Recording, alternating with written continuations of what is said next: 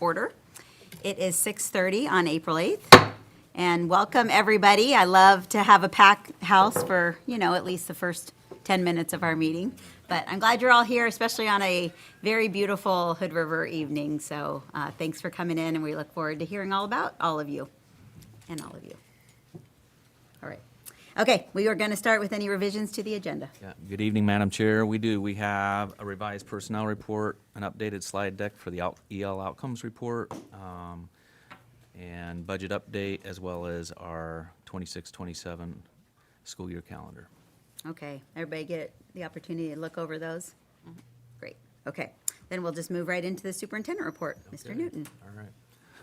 Good evening, Madam Chair and members of the board.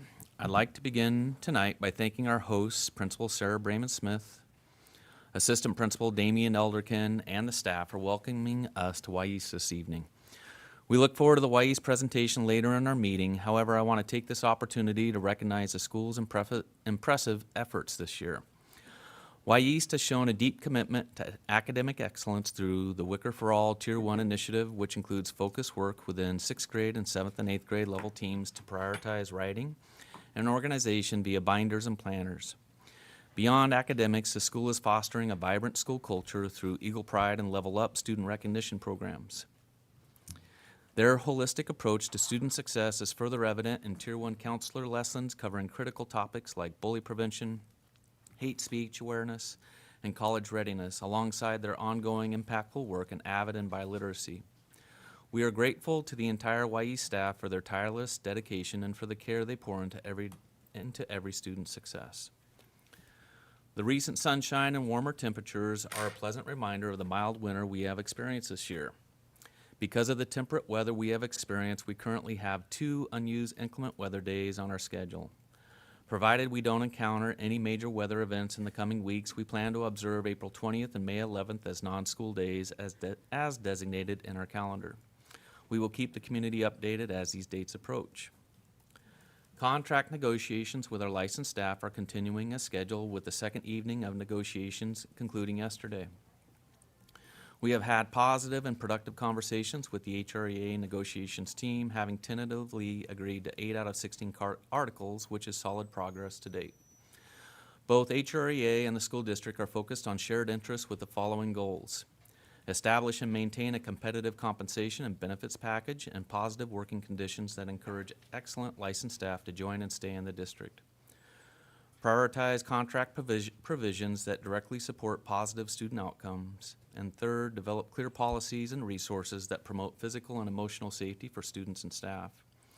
I want to thank Mika Arusta, HREA President and Wyese teacher, and Gus Hedberg, Executive Director of Human Resources, for their groundwork leading up to these negotiations to support a transparent and respectful process that ensures a mutually beneficial agreement is arrived at for all parties involved.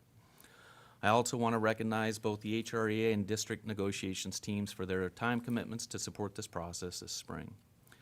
The next negotiations meeting is scheduled for Monday, April 27th from 4 to 8 p.m. at the Hood River Middle School Library. Last week, we learned that the Oregon Association of School Business Officials, otherwise known as OASBO, hired Eco Northwest to conduct a formal study. This study is a legal requirement to determine if school districts should borrow money through bonds to create side accounts that PERS would invest to lower our yearly PERS pension rates. Essentially, we are checking if the potential investment returns will outweigh the risk of borrowing. HRCSD will be part of this study over the next 2 years. The first analysis will occur now through May of 2026. This initial check will set a baseline for our district. 2 more follow-up studies are planned for June of 2027 and June of 2028. The timing of these checks might shift depending on interest rates in the bond market. This ensures we are making decisions based on the most current financial data. We will keep both the board and the community updated on what we learn from these reports and how they might help save us money in the long run. Building on the success of our team approach to technology initiative, which led to the successful implementation of phone-free environments in our schools last year, our school district is now extending this collaborative process to our elementary levels with a focus on school-issued digital devices. We have convened a K-2 Foundational Skills Task Force consisting of parents, teachers, counselors, community partners, and administrators to examine the role of classroom devices. This task force is auditing our digital practices and developing research-based guidance to prioritize best practices, ensuring that the technology is used as a purposeful tool that supports improved student outcomes. This effort will also help with providing clear guidance for our teachers and transparency with our community. This systematic review begins with K2 and will follow a similar collaborative model for 3-5, 6-8, and 9-12 grade bands, ensuring that our district-wide digital strategy evolves alongside the developmental needs of our students at every level. Last, I'd like to give a shout out to club advisors, America Flores, Cynthia Rivera, and our MECHA student leaders who did the heavy lifting to bring the statewide MECHA conference to HRVHS this past Monday.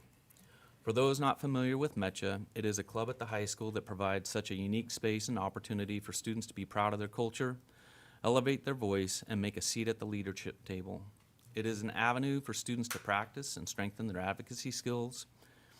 Representation matters, and MECHA provides a platform for students to be role models for upcoming youth. So back to the conference, we were honored to welcome back 2016 HRV grad Rodrigo Fernandez Ortega as our keynote speaker. Now an attorney at Innovation Law Lab in Portland, where he is an advocate for the rights of workers and immigrants, his success and advocacy work were truly inspirational for our students in attendance at the conference. Between the workshops and the college fair, it was a fantastic day of growth and connections for visiting students from all over Oregon. And that concludes my report for this evening. Thank you, Bill. Any questions for the superintendent? No, okay. I did have one question just about the Econ Northwest study. So 2 years, our current side account will run out before then. Is that correct? Well, I'll let Mark answer that question. He knows it more than I do, for sure. Okay. So even if it finds that it would be beneficial, we're gonna have a little lapse in that? Okay. All right. Well, I'm glad that Oregon is taking the time to do that because can be a really big benefit. All right, well, thank you so much. Okay, do we have any board member reports? Okay, I just have, so Dave Steuben and I are sitting on the negotiations team, and it's really been a great process, really collaborative, and like Mr. Newton said, Gus and Micah have just put in a lot of time to make this just kind of a good collaboration that's, I think, can really just benefit our district. So, yeah, it's been a good process. I'm excited to be able to be a part of that, so. Okay, let's move on to student envoys then. You have it all. Thank you. So spring is definitely a busy season at HRVHS. Before spring break, we hosted HRV's Got Talent featuring 8 musical art acts. First place, we had Lila Tacti. She sang and played Landslide by Fleetwood Mac on the guitar. Second place was Jose Caravantes, Emmanuel Gama, Jose Rueda, Julian Uvae. Their band name is Nueva Tradicion, and they sang Tonto Mi Corazon. Third place, Quinn Peterson, Anthony Petros, Kellen Odd, Gus Reed, and their band name is called George. And they sang Undone, the Sweater Song. Mm-hmm. Next week is Cultural Appreciation Week with lunchtime activities celebrating Hispanic, Asian, and Native American cultures. Events are hosted by Metra Club, Asian Club, and the Native American Youth Council, including the game Loteria, boba sales, and Native American drumming. ASB elections are April 23rd, and seniors will have a meeting at the same time to begin planning graduation. Mm-hmm. From April 27th to May 1st, we'll observe It's On Us Week, focused on awareness, prevention, and resources around sexual assault. Activities will take place during advisory, win time, and lunch. We'll also wrap up the week with our art assembly on May 1st, showcasing student talent. And some upcoming events we have is Mental Health Awareness Month, which is in May, the blood drive on May 7th, prom on May 16th, senior assembly, function, and last chance dance on May 29th, and graduation on June 5th. So we have a pretty packed schedule, and that includes what I have for today. Great, thank you so much. Any questions for Felipe? Well, Thank you. I just have a comment. I just think it's amazing and fantastic that the students at HRV are so open and celebrating, not just the Mitcha event this weekend, but to recognize the cultural appreciation of all of the different students at HRV, and it's a good lesson that we could all learn from. So thank you for being a part of all that and to really uplifting all of our students and being curious about everybody in our school. Yeah. Really appreciate that. It's going to be really fun. I'm really excited. So, yeah. Thank you. And the blood drive, May 2nd? 7th? It's on May 7th. May 7th, okay. And is that something that the public can go to, or is that just for students? I think it's just for students, but I don't know at the top of my head. Okay, great. Thank you. All right, fantastic. And we should recognize, I think you're going to be recognized, but we just want to say congratulations. You had an amazing swim year and getting ready to go off to school, and it sounds like having your pick of where you want to go, and that's a real testament to all your hard work in school, and not only in academics, but in athletics and in leadership. So good for you, and you make us really proud. Thank you so much. All right. We will move on then to recognition and good news. Segue. Yeah.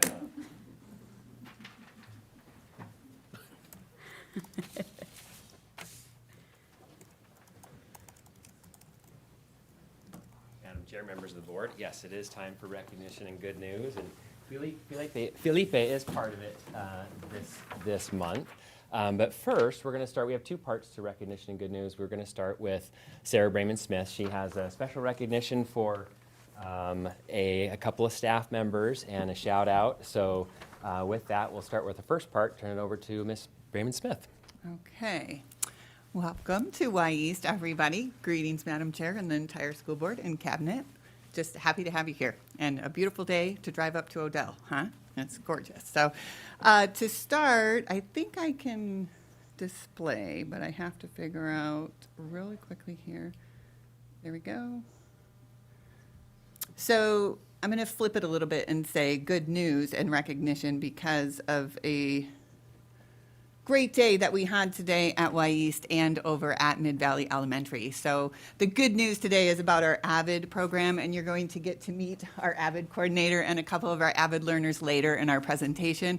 But I could not resist sharing the good news of our 7th and 8th graders going over and meeting with the 5th grade Mid Valley Pumas today and sharing about our AVID program, doing some team builders, and then also taking some time to do some organizational checks. So talking about their binders, looking at the binders of the elementary school learners, and I was able to go over and see it too, and I was just glowing the whole time, and I imagined having pictures for you, but I didn't, but I thought it was still worthy of saying, like, it's just so joyous to see our AVID learners here at the middle level going down to one of our feeder elementaries and just seeing so much AVID alive in our whole school district. So I'm sure you'll hear a little bit more about it later. So that is my good news, is just around our AVID program and all the great work that our staff and students are doing with that. And then for recognition tonight, I am very pleased to recognize our school counseling team at Y East. So at this time, we have Gabby Chavez here in the house with us, so if you want to come on up, Gabby. And then Sarah Rice is actually joining us virtually tonight. So she's in here and can hear us, but she's not able to turn on her camera tonight. So this is Gabby. Have a seat. And so Gabby and Miss Rice are both new to Y East this year. So we had a complete turnover of our counseling team, and they both were at the high school previously before coming here, and it has just been a tremendous asset for our school to have both of them here, and so I wanted to recognize the great work that they've done in just their first year here at Y East. So it's this is just a little bit about them. This is a slide that they made, so I threw it up there for us, but they collectively serve our entire school. So you can see up there, Ms. Chavez serves our learners who have last names A through K, and Ms. Rice with last names L through Z, and they are a dynamic duo. They work so well together. They have different strengths and different areas of opportunities that they just work together with, and very accessible to our whole school. I really wanted to recognize, and you'll see a little bit more about this in our presentation, but they have jumped right in the first year. Our school-wide systems of support, our school counselors are so important in that, and they have, whether it's attendance or just a need that a learner might have, they're ready to be there and bring their expertise. They have already this year met with all of our sixth graders for individual meetings, all of our eighth graders for individual meetings, and they're not neglecting our seventh graders. They'll get there, but that just comes later in the year. So it's really something to have school counselors that can create that amount of connection with each of our learners. And then on top of that, the individual, they're also really helping us create our social emotional learning tier 1 support at Y East. We used to have advisory, we don't anymore. And so that's really important that we still have that social emotional learning time. So both Gabby and Sarah, actually today even, they were in health classes presenting to our sixth, 7th, and 8th graders today. But you can see some of the topics that they've done, and that's for everyone in the school on top of any individual support that people might have. So it just was an honor for me when we got an opportunity to recognize somebody, and I really have enjoyed, we all have enjoyed the energy that both Gabby Chavez and Sarah Rice have given to Y East this year, and it's really a gift to have them. So thank you. Thank you. Well, a huge round of applause for those two. So, Gabby and Sarah Rice, yeah, that was a great presentation, and really neat to see and just get a deeper understanding for what y'all do for your whole school population. So thank you so much. Thanks for being here. We have a couple of traditions. We have a small gift from the board for you and for Sarah. And Sarah Braman-Smith, you'll have to stand in for a photo in Sarah Rice's position spot. So Gabby and Sarah, I come on. do have right one up question. Gabby, what's the difference between high school and middle school? Biggest difference? I think that just the maturity level and having to repeat more than I was used to, but it's very similar. Yeah. That's great. That's a jump. Yeah. All right, thank you. Sorry, guys. No, that's okay. Any other Any other questions? questions for either Gabby or Sarah about the counseling program? Just thank you. Yeah. Yeah. And hi, Gabby. We were in the same grade. And I appreciate seeing some of my previous students. So. Yeah, that's so great. All right, thank you. Okay, all right, we'll get a photo. Come on up here. Thank you. Give that to Sarah. Okay,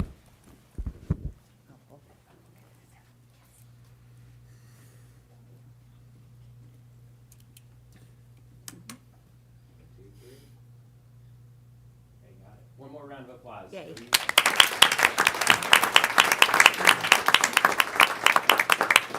All right, the second part of our recognition and good news is our winter sports. It's a tradition this time of year. Of course, we get to recognize those student athletes who have especially excelled in their sport or activity. So Sean Maley's here. He is going to do the honors of introducing the athletes and coaches and share a little bit about the successes for this season. All right. Hello, everybody. I'm a little excited. I just came from a baseball game. They won. You were following along. What was the score? 3-0. Defeated the defending 5A state champions Summit, who we lost to in the first round last year in the playoffs. So pretty exciting afternoon. Saw some faces out there. It was really a great afternoon. Came here, listened on the radio in the 7th inning while they won the game. So here we are. But back to winter. So winter was a fantastic season. And we're going to go through kind of everybody that finished in the top 5 individually and teams that finished in the top 5.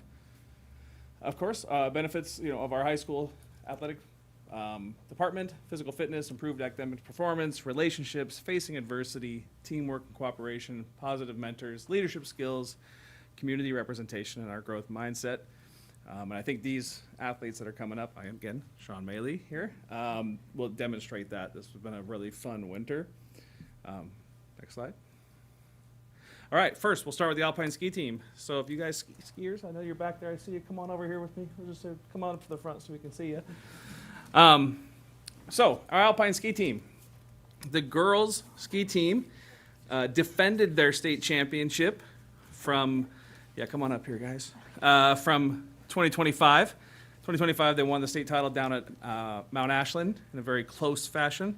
This year, the girls' team won it here at Mount Hood Meadows in dominating fashion. So it was a fantastic state championship on our home hill. Arlie Sparling, who is not here tonight, finished 5th place in the giant slalom. And if you don't know, they race two disciplines in alpine ski racing, giant slalom and slalom. And if you watched the Olympics this winter, you might have seen the differences. Slalom is the short, quick turns. Giant slalom, a little more speed event. Rowan McKenna, who is here in the red shirt, finished 3rd in the giant slalom. Rowan also finished 4th in combined. I will say that Rowan and Arlie both had to take a little bit off the gas pedal in the second run of the slalom because we had a couple falls. And it's a team event. You keep 3 times out of 5 racers. So when you have a couple kids go down and these guys are coming up, you can't say, go get it. You got to be like, hey, take it a little easy because we need your times. We have to have 3 times. If you don't get 3 times, you don't have a team time, you don't get a result. So they were given the instruction to slow down on that second run and finish, and Rowan did. So Rowan, I think, would have been up in that top 5 in the slalom as well. And then our boys team finished in 5th. And in alpine ski racing, there's a long tradition going back into the 1950s or 1960s when they added the women's side of a combined state championship. And that is the coveted trophy in the alpine ski racing world. If you get a girls team and a boys team to state, then they take the 2 gendered teams, they add up all the times together and see who has the most dominant top team in the state. And going into this year, we were tied with 10 state championships on the boys and girls combined with Bend High School. Bend High School won it last year. We took 2nd. So with that tie in place, when we won it this year, we have now moved ahead of them for the all-time most boys and girls state championships. And it's quite a nice rivalry. Obviously, 2 towns. It's Mount Hood versus Mount Bachelor. Mount Hood is coming out on top currently. So the boys were a big part of this. Yes, give it up for Mount Hood, everybody. All right. And so it is a big deal. The boys had some falls and some. Lars over here battled through a knee injury. The guy could barely walk. I know his senior year, we've had Lars all 4 years. Even 8th grade, we had him as a provisional athlete. He battled through some serious injuries, but came through big in the giant slalom to get us into that 5th place, which then put us over the top. So we've got Wyatt Stewart here, and Rosie Hart is over here to my right. A lot of our other winter athletes are playing tennis currently or lacrosse. They're at practice. So thank you to these guys. Here's a picture of the whole team at the state championship. And then there's the girls winning their state title there. So exciting season. Looking to continue that tradition and maybe pull ahead of Bend a little bit further. There's a picture of Rowan.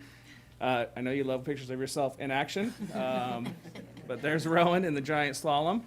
And Rowan came to us this year as a senior, joined the team. I think I talked to Rowan in like September, October. She was in doing some college discussions with Malia Bauman, and I said, hey, you're Rowan, aren't you? And she's like, yes, I am. I said, I think you need to be on the ski team. She's like, let's talk. Pulled up a chair, had a little conversation, and convinced her to do this here on the senior year, coming off an ACL injury. So, fantastic season. Really proud of it, if you can't tell. If you didn't know, I was an alpine ski racing coach. So, that's my background. So these guys get a little extra level, a little extra knowledge. So, yep. And now next, you guys can take a seat. Thank you, Alpine team. Jesse is not here. The coach is actually off racing at the U.S. Was in the regional masters, and he just won the Super G in downhill for his age division. Oh my gosh. I won't say his age, but it's older than me. But yeah, he still races and just won 2 speed events himself. So Are they gonna do pictures now, or do they wanna? yeah, do you want to do pictures now? Leave yet. My team? We'll do them all together. Okay. We'll do them all together. We'll do it together? Okay. Only The Nordic ski team. They're back here behind me. Come on up, guys. I saw a bunch of them back there. Come on up, Nordic folks. So our other snow sport, come on up. That had some top 5 finishes. All right, perfect. So the girls team went down to, their state was at Mount Bachelor. And the girls team, as you can see, took 5th place combined across the disciplines. They have some relays. They have, correct me folks, again, I'm an alpine guy, so help me out here. You got the classic. What do you guys call it? Classic, right? Yep. And then they got skate. And then they have these sprint relays that sound really exciting, and I got to get to next year. Is it 3 kids? Yes. And so it's like a track relay. You're doing a relay. And so these guys, clearly I'm not a Nordic skier, but if you've ever seen these guys go, they are very fast, and it is very aerobic. Really great to have this. Also note, this is a club team, so they are self-funded. It's fundraising, take care of themselves. Coaches volunteer. They train up at Teacup and Meadows with headlamps. Is that correct? They get there in the early winter when it's dark at 4:30, got the headlamps on, and they get out there and get after it. So Hazel Hospella is here. Kate is off playing tennis with Sophie, but they took 5th in the sprint relay. The boys team represented here, 3rd place. Javen, Colin, and Tate Shades, 2nd place in the varsity sprint relay at the state championship level. And the boys champion, Javen Lemieux, is also here. Javen, give him a wave. There he is. Javen is a Nordic world. I hear our own team has a big following and fan club for you, Javen. So, and there he is, your individual boys state champion, Javen Lemieux. Hey. Give it up for the Nordic team. And then, Javen, you went on to nationals, yeah? How'd that go? It went pretty well. Yeah? Was it a good experience? It was a lot of fun. Yeah, and where was it? It was in Cable, Wisconsin. Okay, fantastic. Well, thanks for representing us. Yeah. I promise, I swear, I keep saying, I will get out there next year. I know you don't believe me, but I can do it. I can classic, and there's no way you're seeing me skate, but I'll get out there. I promise, guys. All right? Just no snow this year, so hey, well, it was. And All right, next up. I don't want to take too much of everybody's time here, but boys wrestling, yes. Thank you. Boys wrestling, Leighton Adams finished 4th place in the 138-pound division. I was there in the 2nd round. He had lost his 1st round match, and if you've been to the state championship wrestling, if you lose twice, you're out. So you can't lose twice. He had lost his 1st match, and he was going to a very tough 2nd match to stay alive, to come back into the 5th, to the 5th place match, 3rd place match, and he ended up having to wrestle a kid from Hillsborough that he had not beat this season and lost to at districts, and he pinned him in about a minute and a half. And our whole, obviously, fan section and coaches, it was electric. It was really fun to see Leighton battle back and get all the way to 4th place. So we can give it up. I don't think he's here tonight, but Leighton Adams. And sitting up with you guys, as we just mentioned, Felipe Mendez. Felipe has been a joy to watch and obviously a joy to be around as a student and ambassador for HRV. Come on up, stand up, buddy. Felipe, I think the story went, you had gone to state maybe sophomore year and watched the finals and said, I really want to be in that, and told Coach Rodding at that time that that's my goal, is to get there. And Coach Keith is here. Everett, you want to say hi? There he is. New coach Keith Everett was here and this for his senior year. And Felipe, obviously in the last 2 years, has made it there. We don't really have great action shots because they're in the pool. I've taken a bunch of pictures. They don't really come out. I try to get some of him, but he's too fast. So Felipe, 3rd place. Really great story. Great swimmer. Works hard. Swims year round. Like this guy. And then he came out and played some water polo for us this fall. And we talked him into it mid-season, or Kelly did, or Kale did. But really a pleasure to be around. So everybody give it up one more time for Felipe.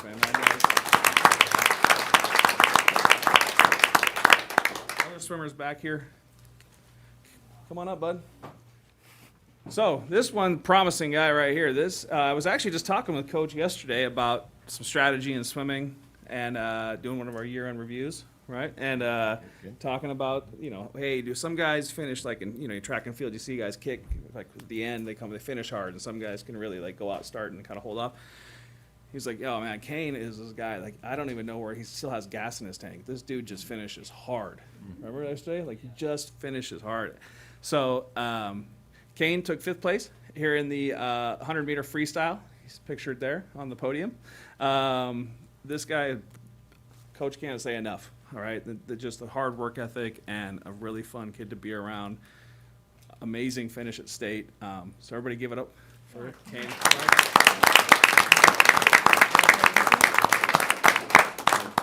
Be everybody here. So again, great winter. We're into spring. I will say the basketball teams had a great season, some really great wins. Came up one game short of the playoffs again. We'll get there. We're getting real close. But, shout out to those guys, a few people on second team all league. It was a really, really fun winter in the gym. And now we are on to spring. Come on out. We got some baseball team ranked first in state currently and just beat the defending state champs. Lacrosse boys, we're on a roll, 4-0 to start the year. Girls had a great game last night. If you were there, it was a heartbreaker. We put one off the post at the end to tie it. It was really close. And boys volleyball, a lot of activity here in April. So come on down to HRV. It's been a lot of fun. Look for me. I'll be in the white hat or one of the navy blue hats, but you'll see me around. All right? Picture time. Yeah, Sean, thanks. That was a great presentation. So I'm still Congratulations jacked to up my all. game. Yeah, you're excited. Yeah, that's good. Congratulations to all of our student athletes again. We're going to bring them all back up. So student athletes and coaches, Coaches come who on are up. here. Come on up. Everyone. We got to get a picture. We'll stand in front of the screen there. And while y'all are coming up, I do want to give a special shout out to the coaches. Our kids couldn't do this without you, so thanks to all of you who volunteer, who are paid coaches. We really appreciate you taking the time to work with our kids Laura and Haspella, after teacher. school. Yeah. Nora coach.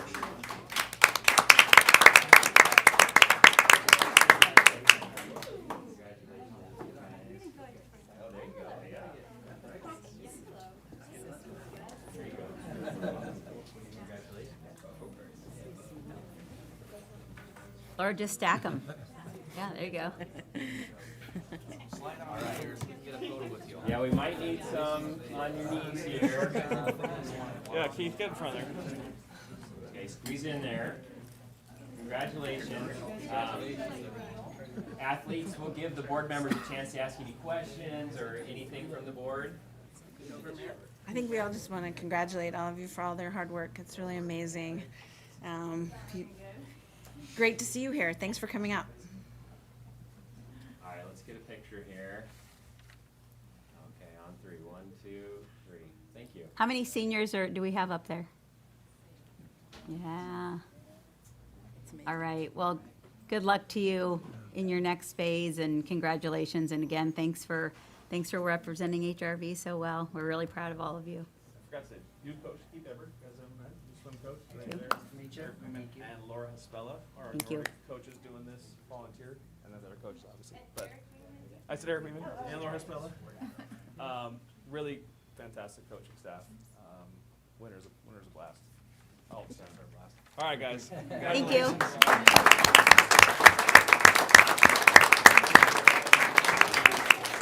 Can I do a quick trick? Oh, yeah. It's really nice of you to All right. Congratulations. All right, thank you all for coming. It's such a great time to recognize our athletes, student athletes. Thanks so much, Gus.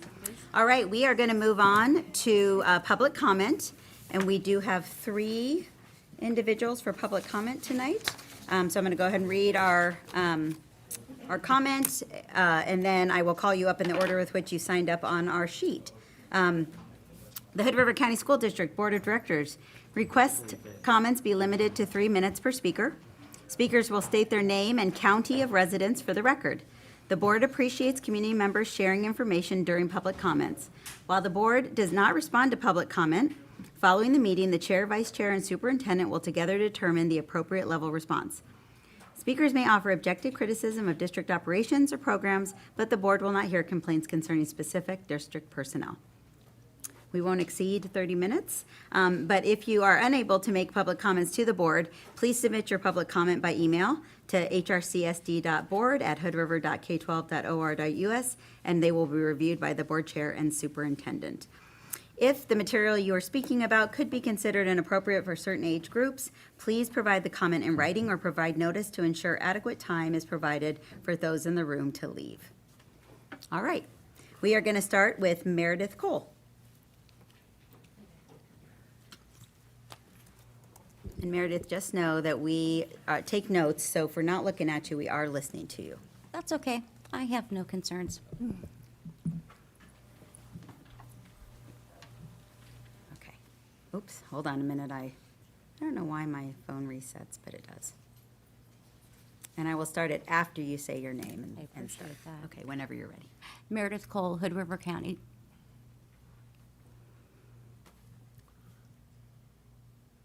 Go for it. I'm here to advocate for the early intervention program at Pine Grove School.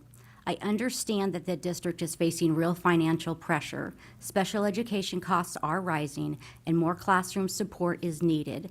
I want to be part of finding a real solution, but I have serious concerns about the decisions that are being rushed into before the facts are in. Early intervention is where special education begins. These are our youngest, most vulnerable students in our district, and over 35 of them are going to be walking into kindergarten next year already having an IEP. The work we do now directly results in long-term costs for the district. Our program matters. Closing Pine Grove doesn't just affect us, it displaces a preschool and a child care. And it takes away something from the broader community that often goes unmentioned. Pine Grove is a gathering place. Families use the space, the playgrounds, the picnic tables. Close the school and you lose an entire neighborhood without a place for small children to play or families to come together. That is a real loss, even if it doesn't show up on a budget line. And speaking about playgrounds, the state requires that our playground equipment follow our program. It doesn't stay behind. So I ask, has the district actually priced out what it's going to cost to relocate that equipment to Mid-Valley? Or is there even space there? Because if not, you're not just taking away moving a program, you're talking about eliminating a playground from a community that has nowhere else to go and paying significantly to do so. The honest truth is this: you cannot fit a square peg into a round hole, and that's exactly what's being proposed. Mid-Valley does not have the space for our program. We need therapy rooms, motor rooms, classrooms, confidential meeting space, a playground, facilities that weren't designed into a facility that wasn't designed for it. The space doesn't work, the numbers don't work, and the timeline doesn't work. Now let's talk about the savings. The projected $138,000, the roughly 0.2% of the general fund. But we don't know yet what it costs to relocate and retrofit, what it's going to cost to move the playground, or what happens to the over $800,000 that early intervention has invested in Pine Grove over the last 4 years. Here's what I'm asking. Honor the long-range forecast plan process. Don't make any changes before June of '27. Let's explore what Pine Grove can generate. There are possibilities. Our program is ready to be part of the solution. Oops. Thank you so much. Really appreciate you coming, Meredith.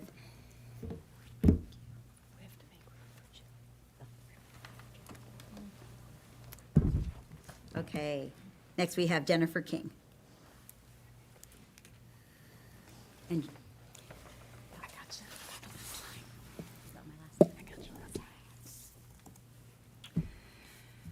anytime you're evening. ready. Yeah. Good evening. My name is Jennifer King, and I live in Hood River County. I am an early childhood specialist for our school district's Early Intervention Early Childhood Special Education program. I'm here this evening to ask you to pause the relocation of our program to Mid-Valley Elementary for the next school year.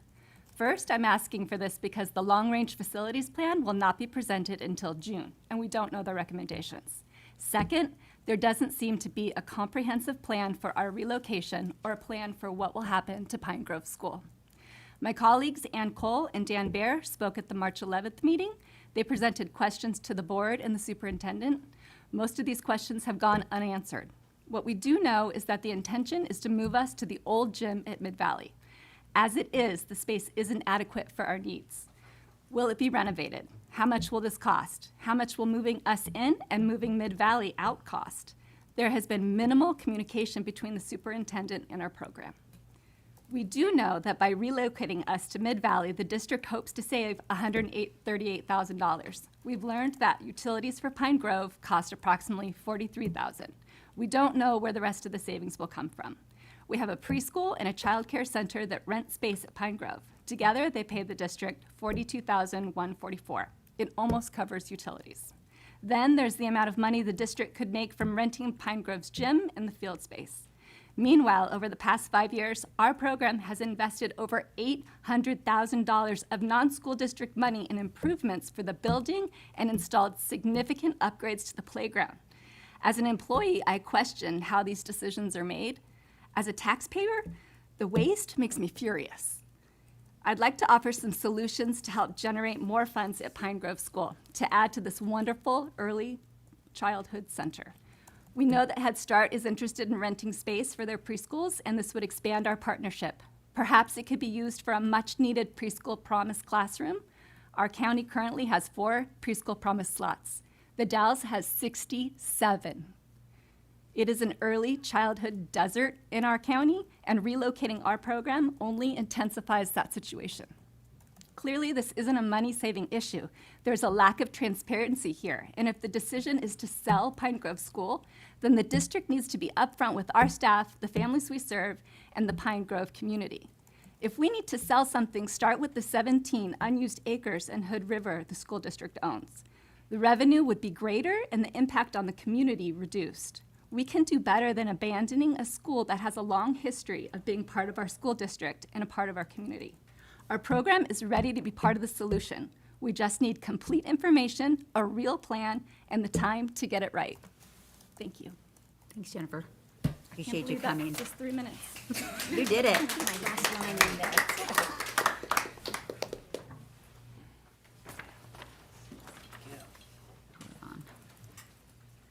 Okay. And last, we have Albert Nance. No clapping?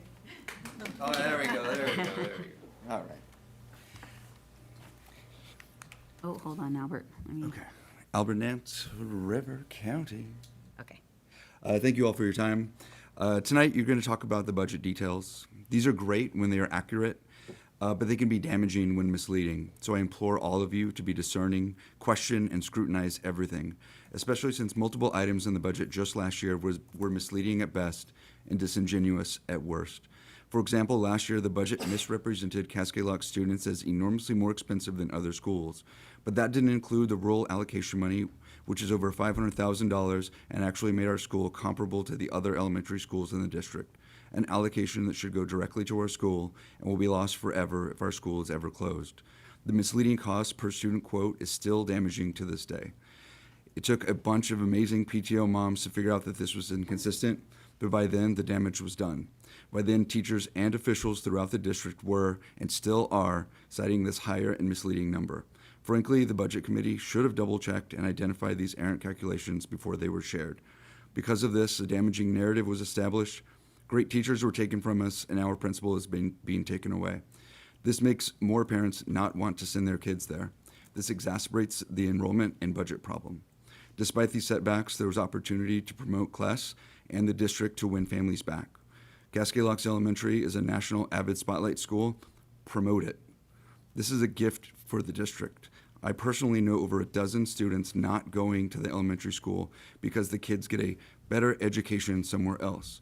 But we just won a national award, yet no one has heard about it. We have a chance to change the narrative, increase confidence, and get kids back into this district, which helps the budget squeeze. Not putting maximum effort towards this is mind-blowing to me. Taking advantage of this marketing opportunity is important because schools provide a service. Promote the quality of the service you provide.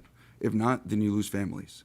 And if you are not replacing them by finding new streams of revenue like expanding online school, then you are forced to balance increasing costs with cutbacks. The more you cut back, the worse the service gets. The worse the service gets, the more families choose somewhere else to take their kids. The fewer kids, the more cutbacks. Sound familiar? It's a vicious cycle, and it needs to be broken. How do we break that cycle? When we question the numbers that you all will see today, and you start uncovering the misleading calculations before they spread, we can establish a positive narrative. When you promote a positive narrative through great successes, we up-level our standing in the community, become the preferred school option of choice, and we can grow enrollment.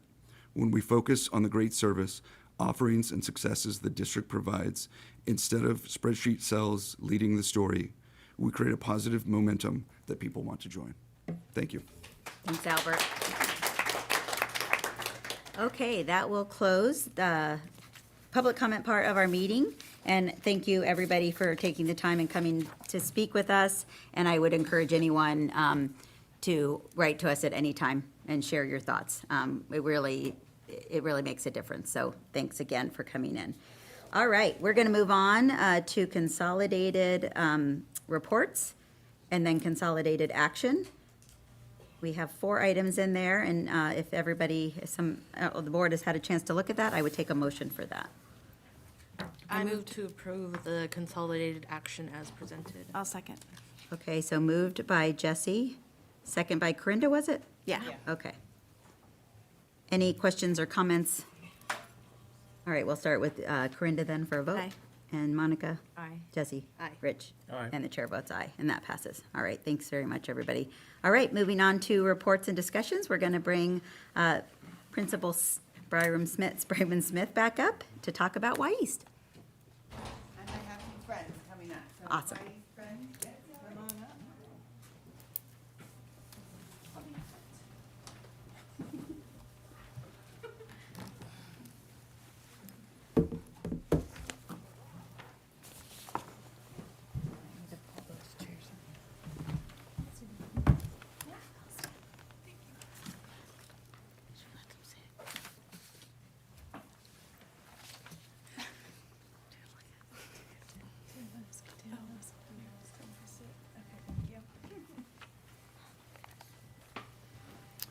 All right, I closed my computer and so it went to sleep, so I'm gonna let people introduce themselves while I'm pulling this up.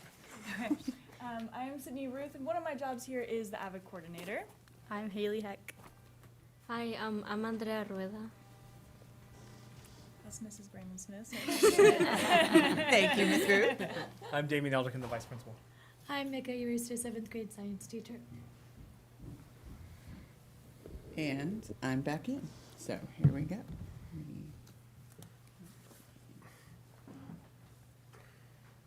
I am presenting, start slideshow. Just go to your slide tab. You're just getting a preview of future slides. Look away, look away. Got it. Okay, we're gonna go in a little Preview. different direction. There we go. Preview. Welcome again to East Middle School, and it's great to have everybody up here with us. So we are pleased to present to you a little bit about where we are at East on April 8th of 2026.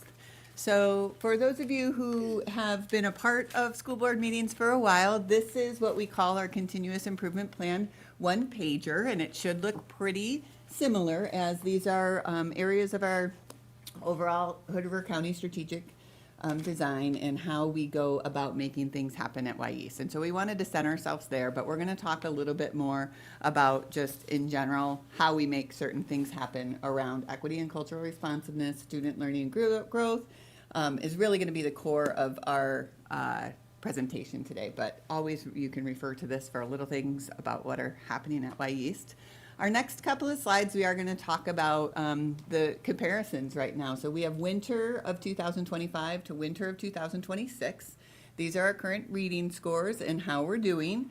We have a lot of opportunity at East, and it's also important to recognize that we also have a biliteracy and dual language strand at East, and so we are always working for all of our learners to hit proficiency at all times, but when learners are learning 2 languages at the same time, sometimes that proficiency level comes a little bit later. So that's important to see in our reading. And then we have a lot of opportunity in our math, but you can see we're headed in the right direction for math at East. And so that's the data we want to see. But now we're going to talk about some of what we're doing. This is just a highlight of individual growth for each of the grade levels. So particularly in our reading growth, we're really proud of that this year because we're looking for a year worth of growth. It is usually around 100 points, and that's our average right now for mid-year mark. So what you can see is, like, look at our 7th graders. They've already grown that target rate at just mid-year. And so we're excited to see where that will go by the end of the year. So some very good things happening. And again, we're always working with math as we are across the district. So we've got some added opportunity there. So we recently were able to look at our continuous improvement plan and look at it as like what's happening, what's going on track, what's going well, but we continue to need more support there. And then what are the things that we are doing, but we're really getting mixed results. So I'm going to first start about talk very quickly about the on track because you'll learn more about it later on. So what's really working well, and you heard it from Superintendent Newton, is our Wicker for All, so our AVID across the whole school. And I know we just heard about Cascade Locks getting some nods, and we were very pleased when AVID walked through our school. They were like, have you ever thought about being a school-wide showcase school? And we've like, yeah, we've thought about it, but we're just doing our thing. But it was nice to be having that recognition in that way. And then we've done a lot of work with both students and staff with our culture and really focusing on what we call Tier 1, the whole school. So, and what can we do for the whole school that can really boost our school? And that's been on track and going well. I'm going to speak to the what's going well and more support needed. So some of our primary programs, our biliteracy program, our inspiration classes, and then our behavior supports and attendance. Our biliteracy, we're very proud of how do we receive our students, our dual language students from Mid-Valley, but also focusing on how do we get them to use those skills, not lose those skills, and move on to the high school. So to be able to pursue that biliteracy seal and the credits needed to grow and be successful. We're seeing some great success in our inspiration classes, which is our way of running interventions, where if you have been part of the MTSS or RTI system, we know that running interventions in middle schools they're difficult and across the country and anyone who works in those. But we feel very proud of the work we've done in our inspiration offerings. And our T2, T3, coming back to our MTSS systems, we take it very, we believe in it, and we believe that if we address each student as their own learner, as their own person, that we can help them build those lagging skills. Can I ask, should I ask questions now or wait? I can wait. Probably wait is best, Yeah, but good. save it. We don't want to lose it. Right, So, yeah. gotcha. And then doing it with mixed results, community and family engagement. First going to talk about life in the middle. If you've been in a middle school or sometimes life is just a little bit different in the middle. And so it's the kids saying, oh, mom and dad, we don't need you here. You can stay home. And the parents like, okay, and I'm not sure. So that family engagement and community engagement is a push-pull in the middle. And so we're always working on that. But I have to highlight our YE's PTO has gone in some different directions this year and right now is soaring. We've got new leadership. We've got great things happening. They just did an awesome school dance not too long ago. They pulled off a first skate night for YEast. Again, thank you to Mid-Valley who hosted it for us. But our YEast PTO has really brought a lot of great energy to us. So though it's mixed results, right now it's going very well. And then just as you've seen in the long-term facilities planning and range, we do have a lot of building needs. And so that's, when you've got a need, you have to run to it. So we even got to do, how many hours did we do with no water one day? And we were all in school. And so, I think it was 4. but it was a really great day where we all came together and we made it happen. But those are the days that, those needs that are there all the time, they get pushed to the side because we're just going to make sure everybody has what they need to learn for the day. So now to talk a little bit more about our areas of strength is Mika Arusta. Yeah, flexibility. I think that's what the word was for that day. So I'm new to YEast. This is my first year coming from elementary in Mid-Valley. I just moved on up with the kids.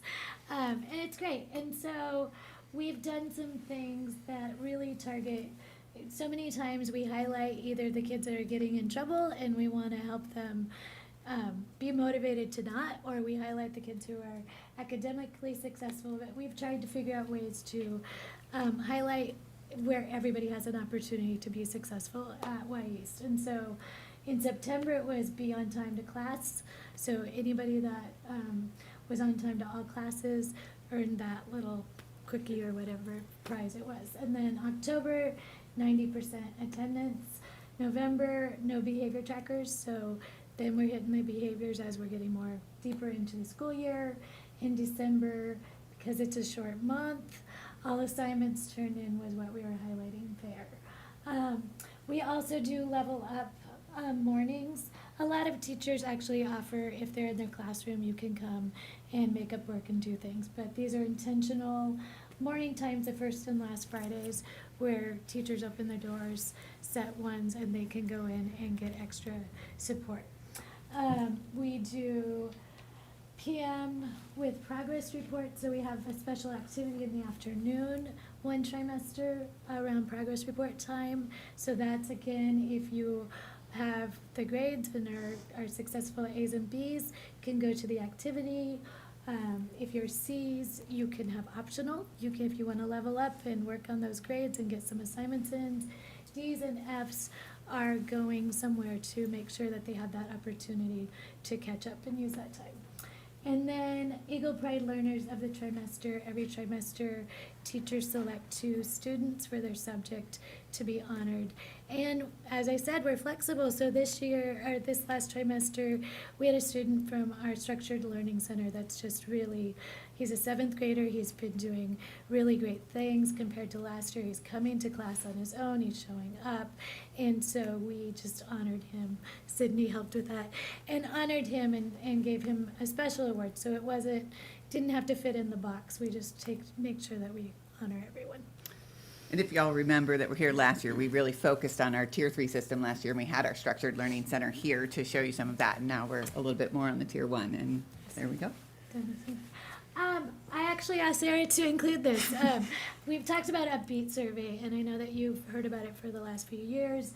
Coming from the CREN, that was something that we did at the CREN, and so it was important to me. I like the consistency and the anonymity that the Upbeat Survey provides for our staff. And our school has shown tremendous growth in this data, and I'm really proud of our staff. I'm proud of our admin, and I think that they need to share that with you all. So here we are. And I think the biggest highlight is principal-teacher trust. The amount of growth in that one. They are a new team. Sarah's been here, but Sarah's been having a lot of different VPs for a lot of years, so that's hard to build.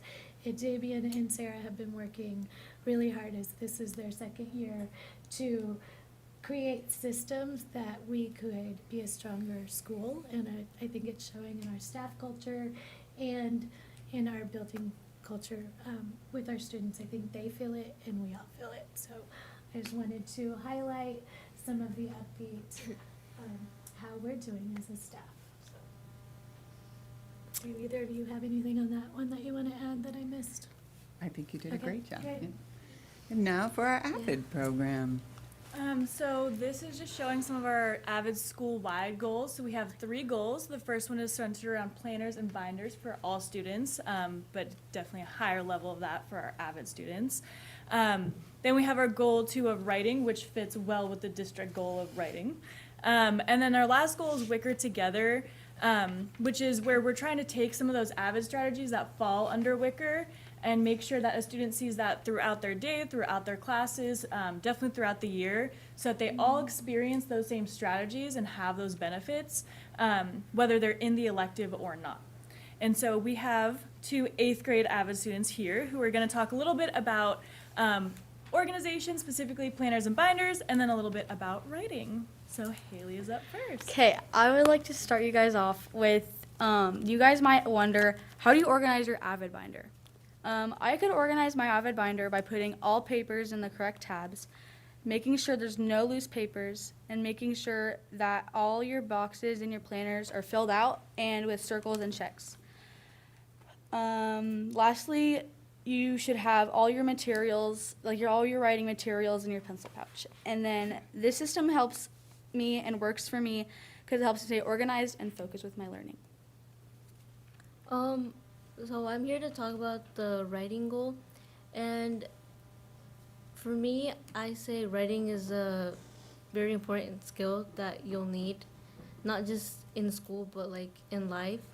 And I'd say my writing has improved a lot, more than I would have thought it would, and it's just a good skill to know.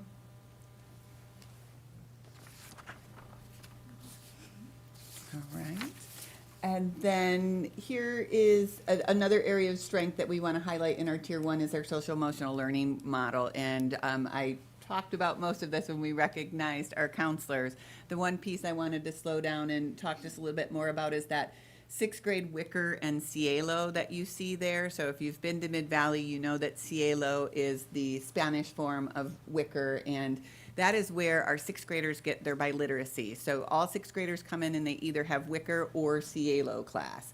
And so that's the way that we become a school-wide school, really, is that in that 6th grade year, not only are they covering writing, inquiry, collaboration, organization, and reading, but our amazing teacher, Lucia Ortiz, teaches that class. She is also bilingual, and so she brings also the social emotional learning component to it. So you can see in December and in January, each month, she highlights different learners in the 6th grade for the character traits and qualities that they bring. And so it's just another way that Wayista has really stepped up in I mean, we liked the advisory model. We really did. We did not want to move away from it. And I've just been so impressed with the teachers and the learners and how we've found ways to make that happen throughout the school. So that's a really great highlight this year that we were a little bit nervous. Like we didn't know what it'd be like without advisory. And it's been impressive. And Avid and our culture team has really helped to make that happen across the school, that we don't have to have a separate time for that. We can make it happen within all of our classes, but it does take us all working together to make that happen. Okay, this is me. So opportunities for growth are implementation challenges. So Weiss, amazing little school in the middle of the orchards. So are some of the programs that we offer, Biliteracy, Avid, Title I, the Structured Learning Center, that's our SLC, learners on IEP, TAG plans, our ELLs, our English language learners, a robust elective offerings, multi-tiered systems of support. I could speak to pretty much all of those individually, but I can say with all of them, all of our programs are programs that we are proud of and that we believe in. And it's not just a district initiative, although many of them are. We believe in them, and we believe that they work for students and for student learning. Some of our challenges, we talked a little bit about MTSS before. It is time-consuming and requires a lot of tracking. But one of the things for us is that it helps us continue to prioritize the students and what their needs are and their lagging skills, recognizing that students that are struggling are really trying the most. They are the students who want it more than anyone else. They just don't know how to do it. And that's for academically as well as behaviorally. And how do we address that is by fine-tuning it constantly. So in our intervention classes, in our integration classes, our ELD integration, in our behavioral supports that we offer students, our behavioral interventions that we look at, we're constantly adjusting and changing so that students can get what they need for success. Some of our barriers, we have a very bilingual school, and we have lots of students who require Spanish at home and who have economic needs, whose parents don't necessarily have the same education history, and so we have needs, but our students and our staff see them and address them and are successful in spite of them. And I'll just say the staffing vacancies, we are fully staffed. We have a full staff. We have an amazing full staff, which, hey, there they are. They're amazing. Our vacancies come in our substitutes. So when our staff needs to take that day off to have an appointment or because they've earned that day off, particularly in our classified staff, we don't have the team to come up and say, hey, I want to be here at East or whatever it is. And so that's where then, how do we fill that hole? Because it's a vital function in our, like, that's where Damien slides or Mika steps in, like we're all sliding all the time. So when we are fully staffed, we are looking great at East, but it does hurt when we have subs that aren't able to fill the open position. So I just want to make sure everybody knows we're fully staffed and we have a great team. So I wanted to share this team with you two and talk about, I know we've highlighted quite a few, but it takes every individual face in that picture to make our school work, and they all are a tremendous attribute to this community and the entire district. So I want to take a pause to just say thank you to all of them. So our outdoor school, we just finished our very successful year at outdoor school that was at Camp Gray on the Oregon coast. A special thank to our leads, Sydney Ruth and Sarah Christensen, for a successful and exhausting experience for all of the students. And a thank you to Tom Frogen and our SLC staff who had also successful experiences. So our SLC students also were able to participate and be successful and independent at our outdoor school. And of course, all of our learners at YE, 6th, 7th, and 8th graders, this is almost our entire 6th grade class, so we thought it was a good picture to throw up there, but are summiting every day. So we do try to see that each and every day we see highlights that students are making happen, and that we want to celebrate that and see the high in every day, because every day is a new day, but you can always find something that you've summited for there. So that is YE's middle school and a little bit of how we're doing now. So now we are open for questions. So actually, I was wanting to ask about the integrated inspiration classes and exactly what that entails and how it was, because you'd said it was different or that it changed some, so. Yeah, so traditionally at YEast, or when I arrived at YEast, when I came here, most of our inspiration, but intervention classes, if you were, is what we called designated. So kids lost out on one elective or a class in order to take their intervention class. So some kids would choose that. Often kids, middle schoolers, aren't really liking that idea. And so we still have some designated inspiration classes. So kids who really need some reading support, we do have actually just one this year. We have one that's called Integrated Inspiration. And Integrated Inspiration is a 6th grade class that actually brings together two different electives, interventions, language arts and reading. So kids who need both of those, but the teachers work together to also make that kind of a fun class and an opportunity to do electives. So last year, our collaboration was arts and education, and that's where we have our Respecto mural. If you visit out into the courtyard, you'll see that. But then for our math and for our reading inspiration, so for our 8th graders particularly, if they qualified for reading inspiration this year, instead of just having a reading inspiration class, we have a publications class this year, and they have created newspapers for us about monthly. Right now, they're trying to dabble into the world of broadcasting, but we're working on what our outcome is for that. But those learners are still receiving the supports from the teachers, but they're doing it in writing a newspaper, in putting together the dialogue for creating a broadcast. So a little bit more hands-on in how that works. And kids who just choose into the publication class are also in there with them. So instead of it being just learners who need intervention or inspiration, it's everybody in there working together.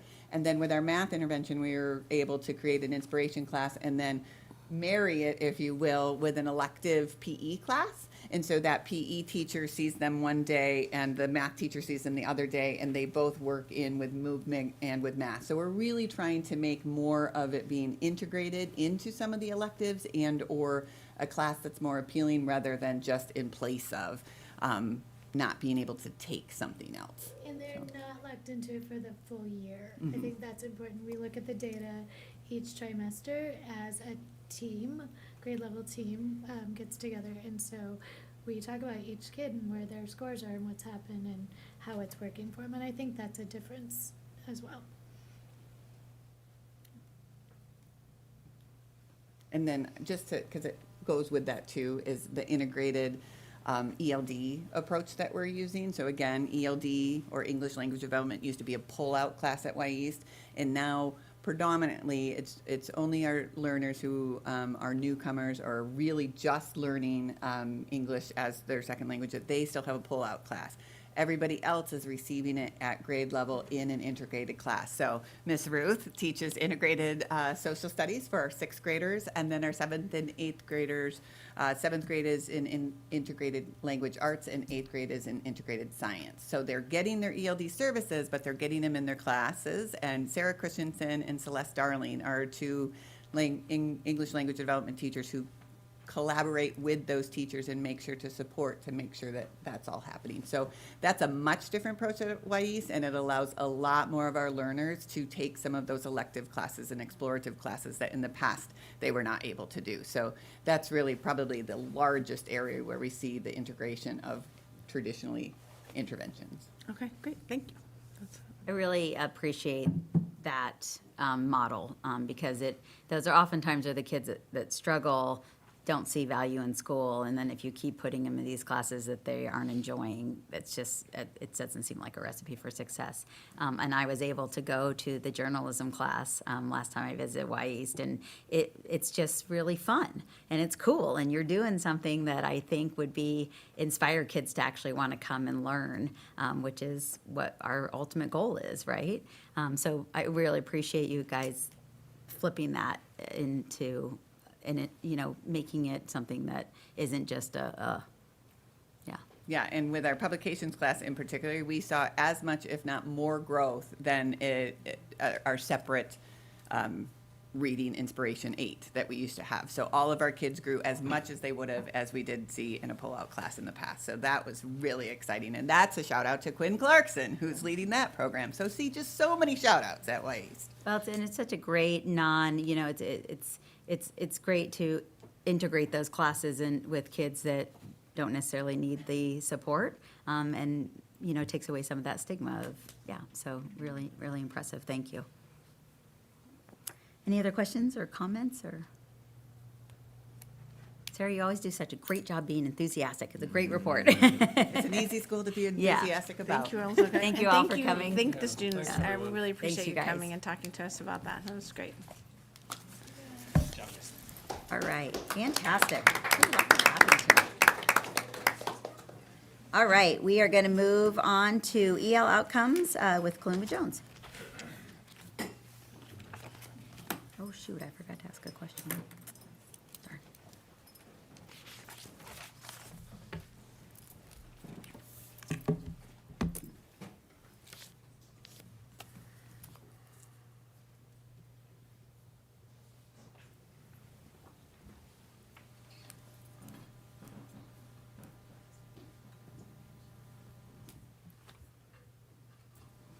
Okay. Madam Chair, members of the board, I am here today to give you a little bit of an overview with our English learner outcome work, a little bit of background around how we got here, our current reality, and what we're doing to move forward in that area. So it's really important work for us. When you think about Hood River County School District, ever English learners or students who are multilingual students who at one point or another have had English as a second language make up 37% of our student body across the district. That's a significant percentage of kiddos that we need to continue to reach. Across Oregon, it's about 1 in 5, and currently we're serving 835 students that are actively accessing EL language supports in the classrooms. 275 in addition to that are kids that have transitioned out of some of that direct English language development support, but are still in a monitor status. So when you look at those numbers combined, that's a big group of kiddos. We have about 1,100 kids who are multilinguals across our district that have either are still engaging or have recently exited the program. And when I think about that just concretely, I think that's like the high school size right now of our kids spread out in our entire district. So the work is important, and it's the reason why the English Learner Outcomes Program is come about. It is not a focus on what our kids cannot do or to point out a deficit. It really is to highlight what it is that we're currently doing and what systems we need to strengthen across our entire school district and Tier 1 to better support our students. When you think of multilingual learners, that's hard. It is hard to navigate 2 languages. You are constantly in 2 different cultures. You are bouncing back between English and Spanish. You are translating at home. You are helping partners. Your brain is going. And if you envision that in a full day, that's hard. That's really hard. So thinking about our Tier 1 systems across our district to make sure that we're meeting the needs of our learners is super, super important. And not only that, but really making sure that when we're meeting that need, we are doing that for every single student individually where they are so they can reach their maximum potential. We are part of this cohort for the state because we have a little bit of work to do with this and our English language learner on track proficiency. The state, this is kind of a high level slide that just demonstrates some of the factors and areas that the state looked at to measure whether or not our English learners are making progress in language development. And they created a formula, they weighted it, and so if you fell under that 50% of our students making progress, which we did for our elementary and our secondary grades, you were now participating in this program to do a deeper dive into our systems, analyze data, and come up with a plan for how we're going to strengthen our systems. Secondary came in just at a 49, so just slightly below, but still 2 categories puts us in that area. So a bonus to that, though, is that with this work, it's really allowing us to just be very focused with this lens with multilingual learners. And with that, we are also receiving some funds to better support this work. So those are good things. This slide breaks down the areas that they are looking at when they're measuring progress for our English learners. They're looking at on track, ELP, so not just students exiting the English language development program, but how quickly they're moving through the levels. So if I am a newcomer to schools, and this is my first year here and I'm learning English first time, I need to be making progress at a certain pace. So I should be moving 6 months to a year into a level 2, and then a 3, and then a 4, and then you're exiting from that program. So not just overall exit, but within the levels, how they're advancing. So that was one of the areas.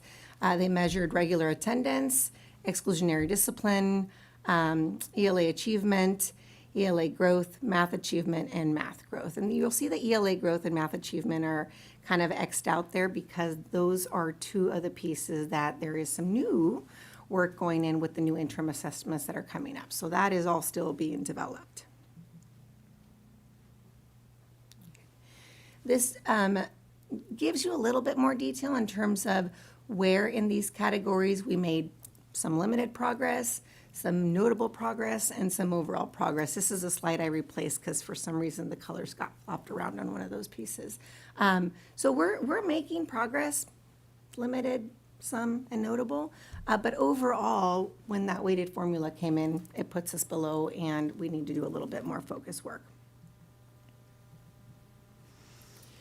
Along with being part of this cohort, one of the activities that our district needed to engage in was really do a deep data review back from data from 21-22, 22-23, and 23-24. So a district team, along with educators and some support from our CREN network in the area, did a deeper dive of this data. And what we found was, 50%, fewer than 50% of our kiddos are exiting our language services. So we've got some things that we need to change systematically, right, across our district. Our students who are English language learners are also not performing very well in math, right? And that's consistently been a little bit of a decline. And then the other thing is our, on track to graduation for our EL kiddos. Like we've got a gap. We've got a gap of about consistently 19% of our EL kiddos and their peers, right? So those are not good areas and definitely things that we need to consider. So when they dove deeper into that, some of those root cause summaries are, we need to strengthen our tier 1 systems. You heard that in some presentations. That work is happening. It is happening because that's where we're getting the most impact for all our students. It doesn't happen in isolation in an intervention class or an ELD class. It happens when it's systematically happening in every single classroom in every subject area. And that would be the same for math with our language and our engagement there. And then we also noticed that we have some inconsistencies in practices across different schools in the district. So lots of growth, but some areas for improvement for us. So what we're doing about that is, yes, we are focusing on scaffolding and strategies, and we're doing a lot of amazing work with AVID, and you see that, and we're celebrating that, and that is really great stuff. So what is it that we need to do to go deeper into that? And what we need to do is we need to be very explicit with our language instruction, right? So language has to happen. It has to be learned through content. It can't happen in isolation. So yes, you're doing the strategies and you're doing all those pieces, but if we're not also looking at where our multilingual learners are, what level they are, and how we're aligning that strategy to their language need, we're not maximizing their potential for learning, right? So those are some of the pieces that we're looking at to make sure that we're going to increase knowledge base around our school district and push our kids to their highest potential.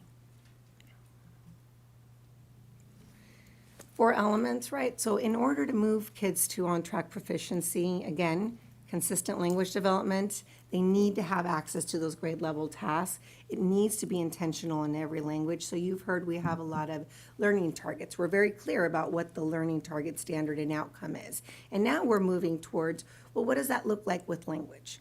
What does a language objective look like in that classroom? So what should a student who is a level 3 intermediate language learner, what should they be focused on in their language learning? Are they comparing? Are they classifying?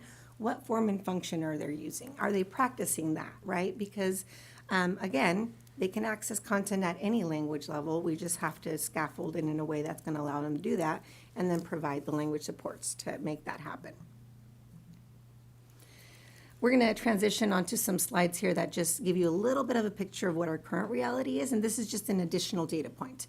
So the data that was reviewed was 21, 22, up to 23, 24, and so you'll see on these next few slide decks that we have 24, 25 included in that. And already you can see some of that progress. And that doesn't happen immediately. It happens because of the systematic work with AVID, with integrated ELD, all the things that are happening. And we're going to continue to do that, but be a little bit more focused with our language development across the board. This shows you specifically just our current English learners and where we are in comparison to other school districts. So we're in a cohort of about 35 school districts demographically that we are similar to. And when they looked at data for EL outcomes, it was across the state. So we got put into that category. This now is how we're doing compared to the rest of the state. So even when you look at all states in Oregon and how we're progressing, we're not all hitting 100%, 90%, or 80%. If you're looking at K-5, the top performing schools in that 90th percentile are only still meeting at a 78. And when you look at the secondary 9 through 12, it's a little bit more like 52. So there's work across everywhere to do. We're not alone in this. But, fortunately for us, we have an opportunity to get a little bit more focused with those pieces. This gives you an overview of the ELPA summative. The ELPA summative is an assessment that our English learners take every year. And it tests the 4 modes, so reading, writing, listening, and speaking. And what you can see is where our students are in those levels when they're taking those tests. There's kind of an interesting growth in our level 1 kiddos. So when you look at 2018-19, we had about 85 kids in that level 1 category, and now we have about 191. So we've had a little bit over an increase of 100 kids that are new to English and learning, right? So that is increasing, which makes this level 2 portion kind of level out because we're higher in the newcomer and it slows down as we're getting into level 2. And then level 3 ends up being our kiddos that can exit. In order to exit, again, you have to test at least a 4 or a 5 in every one of those domains to be able to get out. Not an average, but a mode, right? What's happening there with all those pieces. This is the second data point that we look at, and that's the regular attenders again. So where we are in comparison to schools within our district, schools within the state, and as you can see, top performing schools, they're slightly above where we were a few years back. So we're slowly making progress, and I can say that for this year, we are at this point, as of April 1st, about 4% higher in attendance for our EL subgroup than we were last year. So we're climbing. We've got some room to grow there, but trending in the right direction. These are our percent of students that are meeting in our state assessments, both in English language arts and in mathematics. So for our 3rd through 8th graders, you can see where those percentages are. We've, again, have some work to do for our ever English learners. These are kids that have had English as a second language at one point or another. And even so, when you're looking at that comparison of schools across in that 90th percentile, they're not all the way at the top. I mean, they're still sitting at, I'm squinting here, 41%. So it's not a high number, and that just tells us across the board in our state, we've got some work to do. This is your ninth grade on-track data. So for our students who also fall in that category, you go back and slight trend upwards. I mean, back in 18-19, we were around 80%, and 24-25, that went up to 83%. Kind of fluctuated, but trending in the right direction. And then this slide just gives you a quick overview, again, of the ALPA summative assessment, but it breaks down our students into a couple categories. So it tells us, who are total number of our students, they're exiting, and then total number of our students who are dual identified. So we have students that receive English language services that are also receiving special education services, right? So they're working through a couple different pieces, and that, of course, is a factor to consider when we're thinking of our systems of support. This next slide, this is where we get to the 35 district cohort that we're in. So we're, again, 35 districts that are similar in demographic to us. And this doesn't show all 35, but what it shows is the top 11 districts that have the highest population of students. So, and then we had North Wasco County added in there just because they're regionally closer to us, and how we're doing compared to the state when you're looking at these pieces for our current English learners and the progress that they're making. So we're, this gold here hovering not top, slightly above the state, but definitely, some room to grow in that area as well. So just moving on to, after reflecting on where we were, where we're at, and where we need to get to, there's a few things that we need to take on. And some of that is to continue to develop our internal expertise. And in order to do that, that's part of our year one plan for this EL outcomes work. So we are organizing a full 2-day training for our ELD staff and our learning specialists, so that they are going through this process together and having two perspectives on how kids are learning and how language is developing, right? And really develop that shared understanding, because language is not a sole person's responsibility, it's every teacher's responsibility. So again, it doesn't happen in isolation, doesn't just happen in ELD, and in order for us to be strategic with that, we have to have a good common base around how language develops. So that's one. The other one is looking again at our systems. That includes some of our MTSS systems when we have students that are coming up through those processes, to say, have we tried everything within our tier one? Have we been strategic about, language instruction? Have we been focused there? Or can we do a little bit more there? How do we do that before we just move them over into an intervention?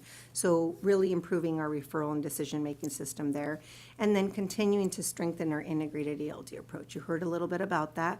That was an approach that started about 4 years ago, and it looks a little different in different schools. So some of our elementary schools are fully integrated, and you have teachers that do some co-planning with classroom teachers, and they look at language objectives, forms and function, and who their EL students are in their classrooms. In some of our other schools, we have maybe just one subject area or two subject areas where students are getting that integrated model. You heard a little bit of that from Y East. And then in other buildings, we have teachers that are co-teaching, are going in to co-teach some of that integrated ELD in the classrooms. And that makes a really big difference for kids, right? Being at the high school most recently, I can tell you that kids were not super jazzed about being in ELD class and being in the section where they're pulled from their friends. They're put in an area where they feel like it's a deficit and not really celebrating. They are learning two languages, and they can do that not in isolation. And so they have really embraced being able to take that approach, and they're seeing the value in that in a lot of those models. So you saw some of that growth, right? And I think that is because of those systems, and that's something that we'll continue to work on. So moving forward, those are areas. I'm sorry, my clicker's not working here.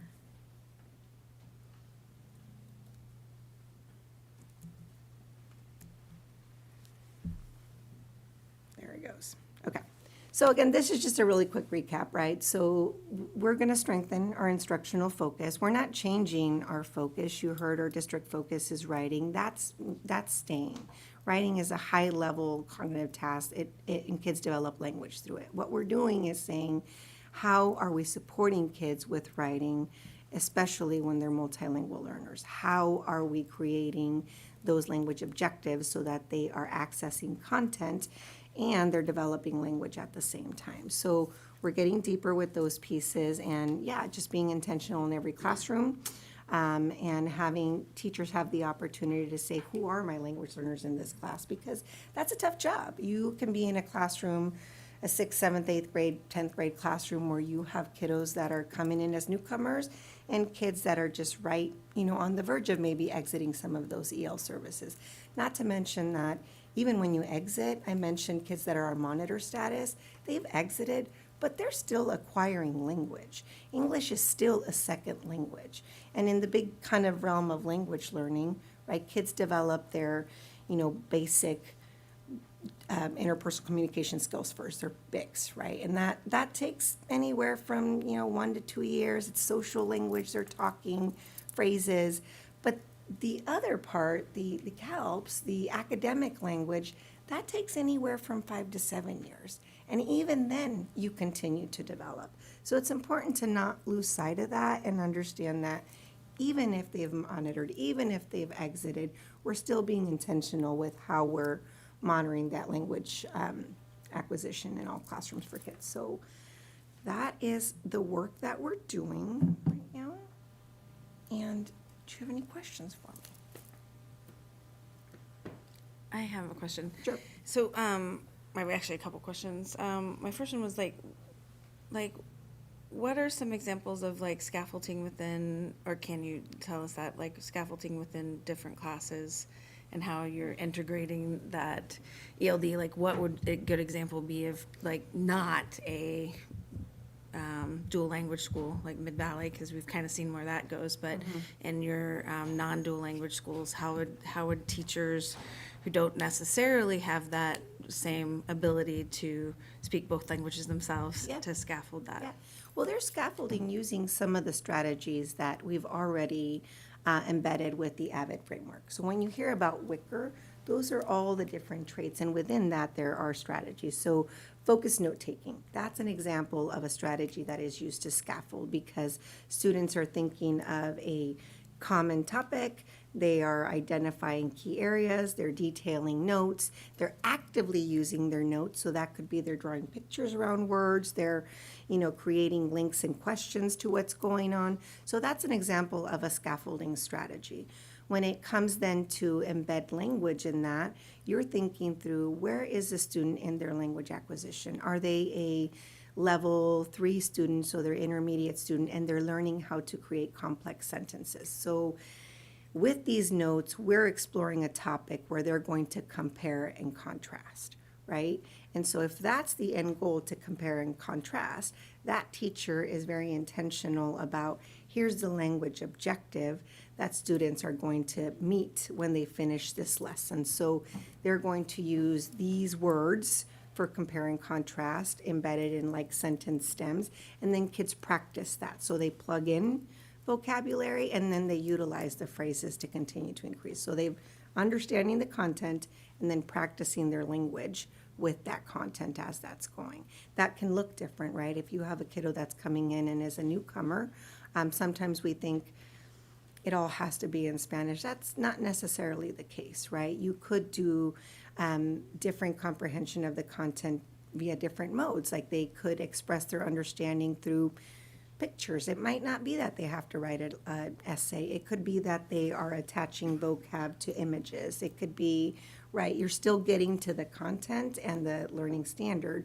but they are focusing on key vocabulary. They're just getting started. And so then they're going to practice using that vocabulary word in those sentence frames and with whatever function they're focusing on. So it's kind of a broad example. I could, send you something later that kind of speaks to that a little bit more. But So I guess that brings me to like, when you're looking at the different schools taking up different like integration, because we have been trying to do the integrated LD for the 4 years, but not every school has done it the same way or even to the same extent, even in the same classes, right? And so some of the schools then would have to be doing that for each child, like within a class of however many, right?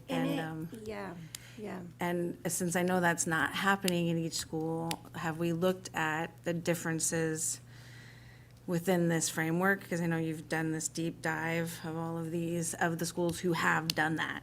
Yeah. Like what about the schools who are really integrated in each of their classes with each of their teachers, who teachers are really using their resources, support staff, and doing that on a full scale versus the schools that aren't? So not just our district, but the specific schools. Yeah, that's definitely part of the work that's coming. You saw kind of an overall 23, 24, 24, 25 data set, right? But that's one data set post the data that they already looked at. So we are going to continue to look deeper into that. And you're right, it integrated ELD across everything doesn't happen from one year to the next. It's a very lengthy process. It requires a lot of time and collaboration between teachers. And we do need to be mindful about how we are strategically rolling that out, right? Which is why you see that in some buildings, it's maybe just in one content area until we strengthen that one enough, and it can maybe go to the next one, right? The one of the areas that we are working on, though, or that we will work on, is having people have a common understanding of why that's important to do that in all the classes, so that we're looking at those approaches when we're designing our lessons, and looking at results with kids. I guess my question goes to, have we done with that data even already between our different schools? Like, because we've already invested in doing this, and we're saying that this is a project that's gonna work. You can see that in some of our accountability reports detail, so those are given out by each individual school, and so you will notice, like, for example, Parkdale Elementary has seen some growth there. They initially started that integrated model and approach, and you're seeing some gains there, right? You see HR, I'm just thinking of the ones I didn't put it out individually for you, but you can see that. You can start to see some of that work. So we're going to continue to examine that. We're not done looking at all the data there, but it is something that we need to continue to review. I guess that's because I think that would be the biggest help with like really moving the dial and looking at this, like, because we've been talking about this area since I've been on the board. It's not like this has changed, right? That 19% even on track to graduate, our difference and our gaps have been there since I started on the board, and we've really invested in like the time to kind of try to change things, but our overall numbers are not changing. And I guess that's my question, is that if this is the integrated ELD and going that route, and we have some schools doing better, I'd love to see that data, because I think that's really what helps the other schools get on board to say, this is actually gonna work with your kids. Right. And if we don't have that data and they're not seeing it, then it's a big, I mean, I know how hard this is for teachers, like, it is a big lift for each teacher to recognize that each student needs something slightly different, and to bring that to bear. So yeah, no, I can appreciate that, and it's also, I think, it does take time to develop language, right? And so that's why, trying to illustrate the fact that we are starting to see some progress with some of our schools, but that wasn't a 1-year outcome, right? It's several years. So as we continue to roll this out and continue to gather data, absolutely, you're looking closer at what's working here, what's not working here, and then you're having that conversation with your schools and your teams around how we can improve our systems across. And that is something that buildings look at when they look at their continuous improvement plans. Like, they're looking at all those data points, and they're looking at their initiatives and practices within their building, and they're also saying what is working and what is not working. And you see that come through when buildings are doing their board presentations to you in terms of, here are the things that are working, and here are the things that we need to continue to strengthen. So getting to a more granular level there, yeah, absolutely. We can do that, and we can do that more consistently now that we're getting more years of data with this approach as we're rolling that out. And then my last question, sorry, so I said I had a bunch, I apologize. My last question was that when you look at when these districts that we're with, they're with similar numbers of your ever language learners? Is that like how we're distributed, or is it just like the size of the district? It's the size, but also the demographics. So yes, Okay. it is similar in that sense. We didn't look at the smaller schools. We just pulled the top kind of 11 that correlate with our student body population across the district. And then do they, because you said that we're working with CREN to kind of help with looking and evaluating this data, have they kind of shared what some of these schools are like doing, or if they're doing things differently and Yeah. what to get, So the because they're work- getting a lot better results? Yeah. So the work with CREN happened last year just to do that deep dive data and root cause analysis, and that work will continue. But when you're in this English language, I cannot speak today, English language outcome cohort, you are meeting with these cohorts to go through, what are you doing? How is that working out for you? Here's what we're trying. We're visiting schools that have different integrated models as well. And like I said, we're bringing in some professional development just around, all right, what's our common base here for language acquisition and how that develops. So there's. Are all those yeah. schools integrated with their ELD, like the? At various points. You know, I Okay. would say that we're similar in the sense that some are across the school, some are in just some grade levels, some are in just some subject areas. I don't know that everyone has unlocked the magic, this is the perfect way. It's a continual kind of cycle of growth and collaboration between teachers and within your school to make sure that that system is developing and growing. So we hope to learn more from this cohort and, sharing those ideas. Thank you very much. Yeah. Any other questions, or did Corinda take all of them? Sorry, I said I had a bunch. You do a good job, Corinda. Go ahead. I have a question. Corinda kind of took it, but, I'm sorry.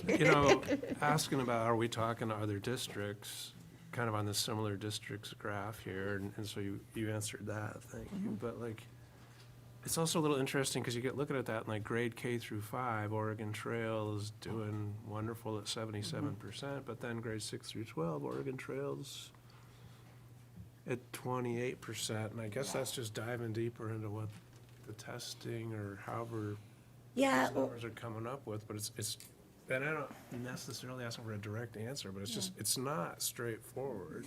It's really how complex this- because how when to you're, grade this, or- Yeah, well, when you're developing language and you're coming in at the elementary level, like you're staying maybe K 1, 2, 3, right? You've got that stream you're developing, you're exiting the program maybe, and then you're getting into high school. Maybe you have more newcomers coming in, content is now, more elevated, and sometimes you don't even have the years in high school to exit and develop fully.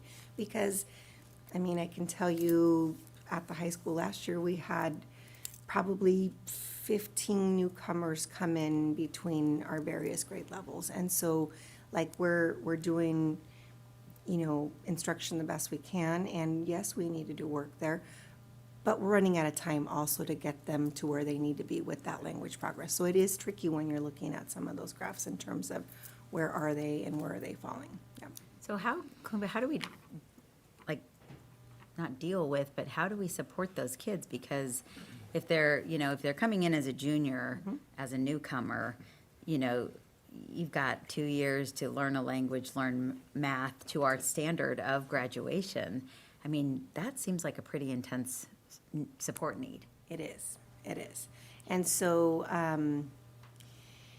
it depends on the student. Sometimes we have students that come in with transcripts where they have earned some credits in some of these core areas, and we talk to schools, look at the instruction, make sure it correlates where we are, and we can assign some credit for those pieces.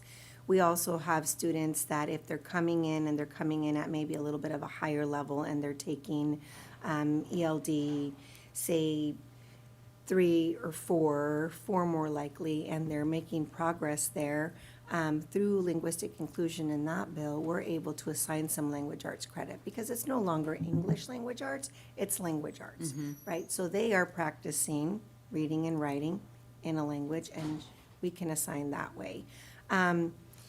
We try to do the best we can with placement with other core areas. And then it depends. So if the student is coming in and say they qualify for the migrant ed program, we can sometimes refer to what is called the camp program, and our kids can go to that post-secondary, still earn their high school diploma and or GED, and then continue on to college. So once you get to the high school, it may not look like they're making progress in the credit, but there are other pathways that sometimes open up that allow us to get them moving in that direction. So do those kids often take extra years to graduate, or are we trying to? yeah, they can. We have few that come in as a fifth year students, and they finish then. Mhm. And we got one more. Students need access to language and content simultaneously.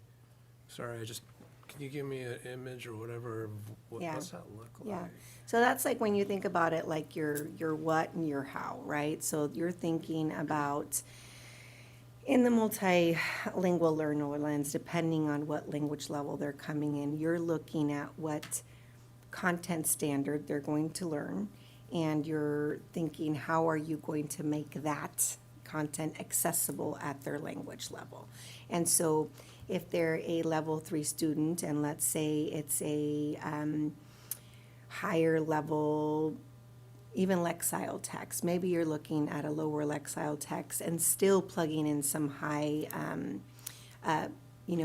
level vocabulary words that they're practicing. And then they are maybe, instead of writing immediately, they're talking to a partner about the content and what they're accessing, and at the same time they're practicing their language. So it's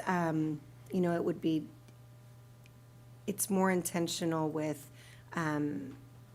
again, identifying what specific area they're working on, and then targeting that instruction so that they're getting that, which is a lot, right? There's a lot of different levels, and there are kids that it's a big task, right? It's a pretty diverse group in each classroom, and that's why it's a complex piece. But That's all trying to happen in 7th grade math. Yeah. So that currently Educators is trying happening. to cover all those Yeah, bases yeah. at the same time. Yeah, and that's all happened, like, so for example, at the high school, integrated ALD is happening through the social studies department. And so because they are multi-grade level courses, and that can be complex, most of that has landed in US history, where all the juniors get that content, and they're practicing those areas. We have Jess Appland, who was an ESOL teacher, who transitioned into that department to really collaborate with teachers and develop that piece of it. And then I should also mention, in addition to that, we do have some pull-out groups for kiddos that are like newcomers and level 1s that they're getting in addition to, right? So they're not only getting in the classroom, but they're practicing language when they're with that ELD smaller group as well. Yeah. Thank you. I know. I feel like I could send you a lesson and show you what it looks like. It's kind of hard to, depending on the level, get you a clear picture of what that can be, because it can look very different depending on the learner and where they are in their, content learning as well. Yeah. Thanks so much, Kalimba, for the update. Really appreciate it. Okay. Thank you. All right. All right. Woo. If you thought you were getting out of here on time, you are wrong. Sorry. No, you don't need to be sorry. We have a big meeting, which is important. Everything's important. All right, we're going to do the budget update with Mark and Bill.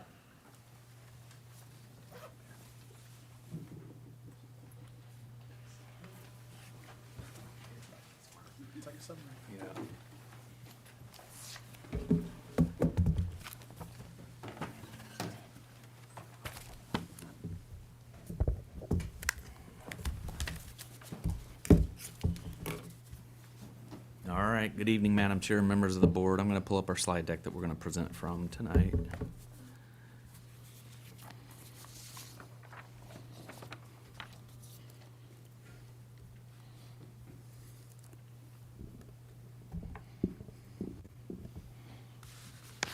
Okay, so we are going to, like we did a month ago, Mark and I are back to do another budget update as we get closer to our budget committee meetings and June.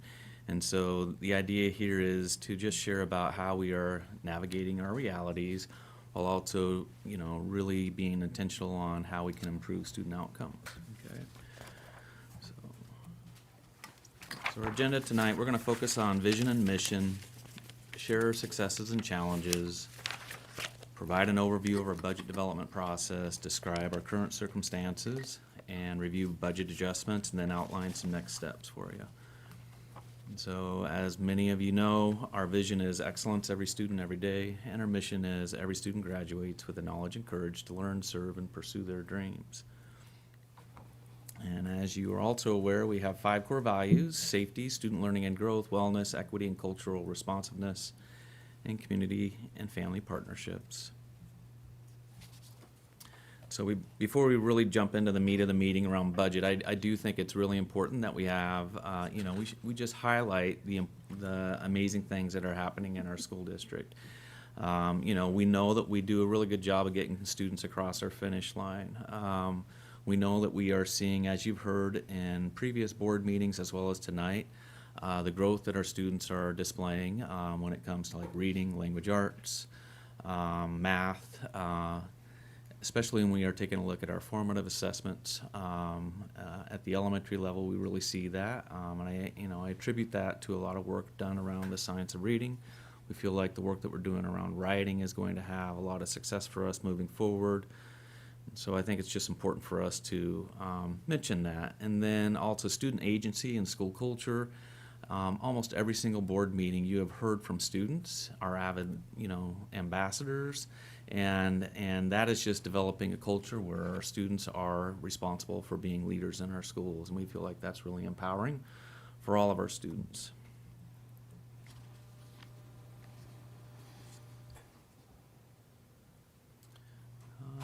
And also just some impact on action and well-being.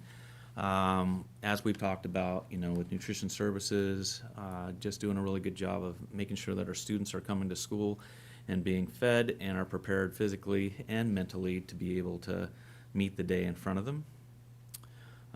We really focus on a culture of belonging and growth, a lot of work around PBIS, positive reinforcement, as well as providing trauma-informed support. As you all know, we have, 2 student support specialists or counselors at our middle schools or large elementary schools, and we feel like that is really important for us to continue to focus on that moving forward. And then inclusive and specialized pathways, as you've heard, we've been really targeted with like AVID, district-wide, as well as another area that you see here at Y East, as well as Mid-Valley Elementary, and that is a focus on the dual language strand. And then community connection. We are a small district, but we are, I would say, a very collaborative district. When we do work, we work together. I'll just point back to earlier this week, we had a team approach to technology meeting that involved staff, it involved administrators, it involved community members. You see that when we are doing curriculum adoptions. You see it in a lot of different ways. When we are focused on how we are going to improve, we really try to get stakeholder engagement. Community partnerships, like I said, it's strategic. We feel like we have some really good community partners, whether it be the Ed Foundation, whether it be our PTO, our volunteers, you name it. We just feel really fortunate with the amount of people that are willing to support our school district. And then, as we know, we have an annual $4 million investment from the local option levy. We are fortunate in Hood River to be able to have that. When you take a look at what other school districts are doing when it comes to budget reductions, you do not see the level of cuts here as you do in other locations. And that I attribute that to the fact that we have that local option levy. This is an interesting fact, too, that I think is important for our community to understand, and that is, and I shared this with McKed, the Mid-Columbia Economic Council, last week, in that $44 million goes into our economy based on the wages that we are paying our 500 and some employees. And so, you know, that's a major engine for our community and our just that. Okay, so as we develop the budget, we focused on purpose. We have an equity lens that we work through. We have our strategic plan. We listen to an admin, our staff, and family input. You know, we review our revenue streams, and we also take a look at our past practices from previous years.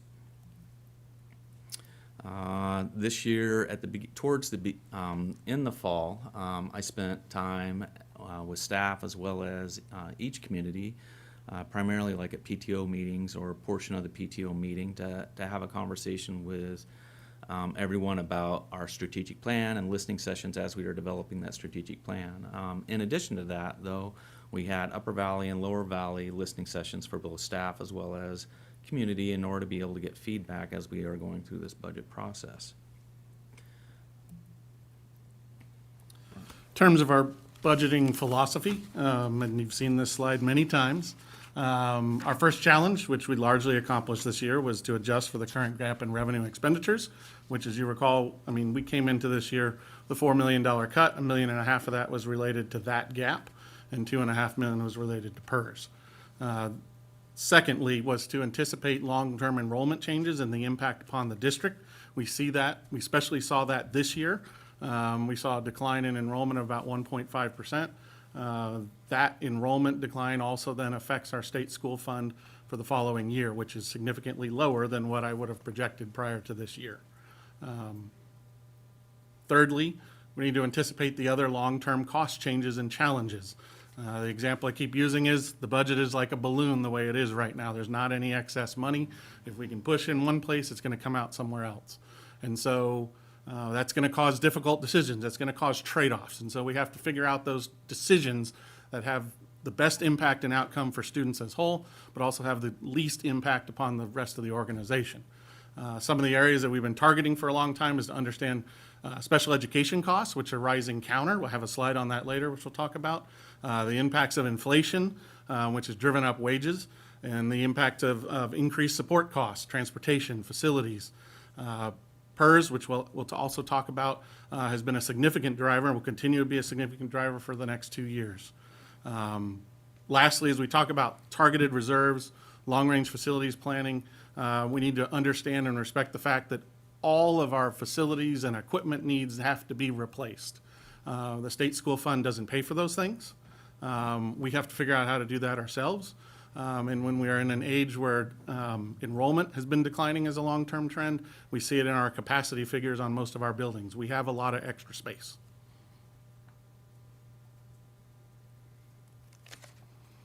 In terms of our current circumstances, first is just understand where we're at in terms of our challenge for this year. We were managing what I'll say is a $1.3 million realignment. It's not a true cut. It's related to declining enrollment, incomes. I guess the bright side of declining enrollment is you have less demand to take care of, less students, so you have less need. And so is trying to understand what those relationships are. As that need is lowering, how do we decrease staff? How do we decrease resources so we're effectively utilizing everything? The main driver was essentially what becomes a $2.2 million PERS with the expiration of the site account, and especially in the second year. And so what we decided to do was to try to spread out that cost change, that impact over 2 years, rather than do what had to happen in this year's budget, which was one big $4 million hit. I've said it before, I'll say it again to you as a board. My objective is to look ahead multiple years, anticipate things before they become problems. I believe in Oregon, the Oregon budget law is a great thing in terms of transparency, but it pushes everybody to be annualized in their thinking. And so as a result, many times we aren't looking ahead as government entities long enough to realize where we have to build those reserves to take care of the things that we know are going to happen. So this was a slide that was shared last time, and this is from Flow Analytics. It's from a company that we contracted with last June in order to give us some projections over the next over 10 years. And, you know, it's just displaying the fact that due to declining birth rates, we are going to continue to see declining enrollment. And I know people are, you know, when I talk with people about this, you hear like, yes, but we're going, you know, we have this new housing here, we have new housing there, and what have you. And true, we do, and so it will be something that we need to watch for. But our current reality is declining enrollment. The number here for 2025-26, 3,730, that is actually 60 more students than we currently have in our school district. So we're actually below that trend line at this point in time. And just to like give you another dose of reality, I would say is like having a conversation with Principal Kim Yasui, who's here tonight. This year, Mid-Valley has 2 kindergarten classrooms instead of 3 that they have projected to have. And then looking at next year, they are projecting, again, only having 2 kindergarten classrooms instead of 3. The norm has been 3, 3, 3 all the way up through 5th grade. We're not seeing that. And because of that, you know, again, when we have declining enrollment, it's going to in fact impact us fiscally. So how it impacts us is through the state school fund formula. This chart here is a chart showing our ADMR, which is our enrollment figure, and which is the blue line, and then the ADMW, which is our weighted average daily membership, which is calculated based upon certain demographic factors that are involved. And as an example, we receive a very high ratio of English learners, so much so that it equates to about $6 million. About 11% of our total general fund, state school fund, comes from English learner counts. But as you can see, over time, those numbers have been declining. You see a 25-26 number there, which is the steep drop-off we've had this year, which did also then affect us in English learners in addition to enrollment. In terms of the state school fund formula, that difference in the projected value versus where it ended up, 60 times $12,000 a student is $720,000. So it's a pretty significant number when you realize how quickly it's declining. This is a chart that we've updated since the budget, which was originally trying to describe the fact that our expenditures had exceeded our revenues.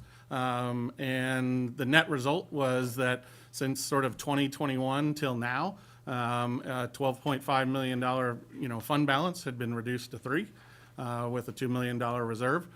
We've managed to cross over those numbers, which is good. It allows us sort of prevent that bleeding.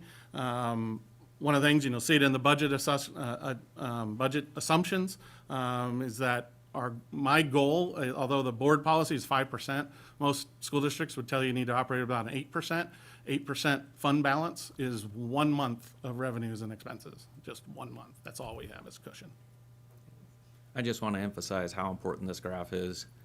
For multiple years, we were exceeding, our expenditures instead of, over our revenue, and that's not a good path and a good glide path to be on ever. And so it's good to be able to see that we are actually slowing down our expenditures to be more in alignment with our revenue.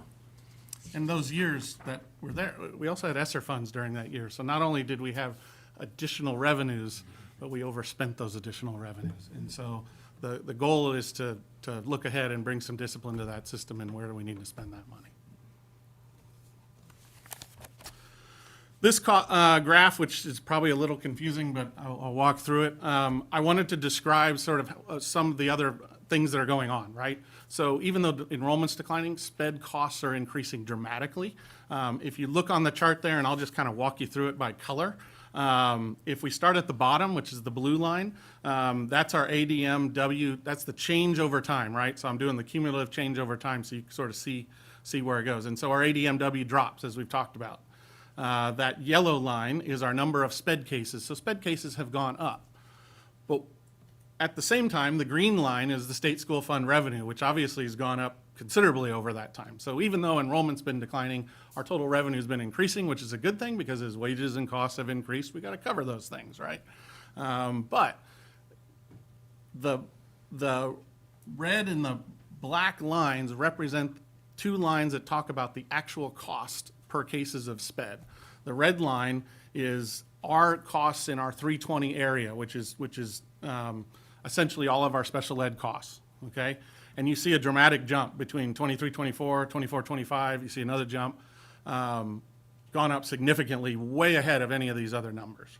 So much so that year over year, it's anywhere from $750,000 to $1 million of extra spending during that time period.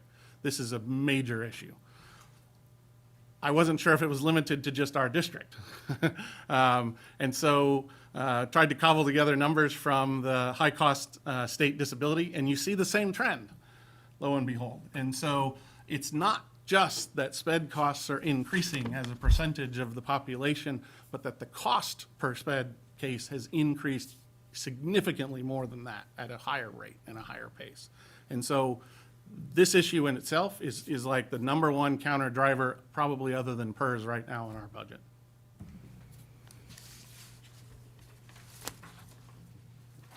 Okay, so some principles of strategic alignment. So one is, it's all based around operational efficiency. So it's really important that we are maximizing our resources wherever possible, that we are ensuring long-term sustainability.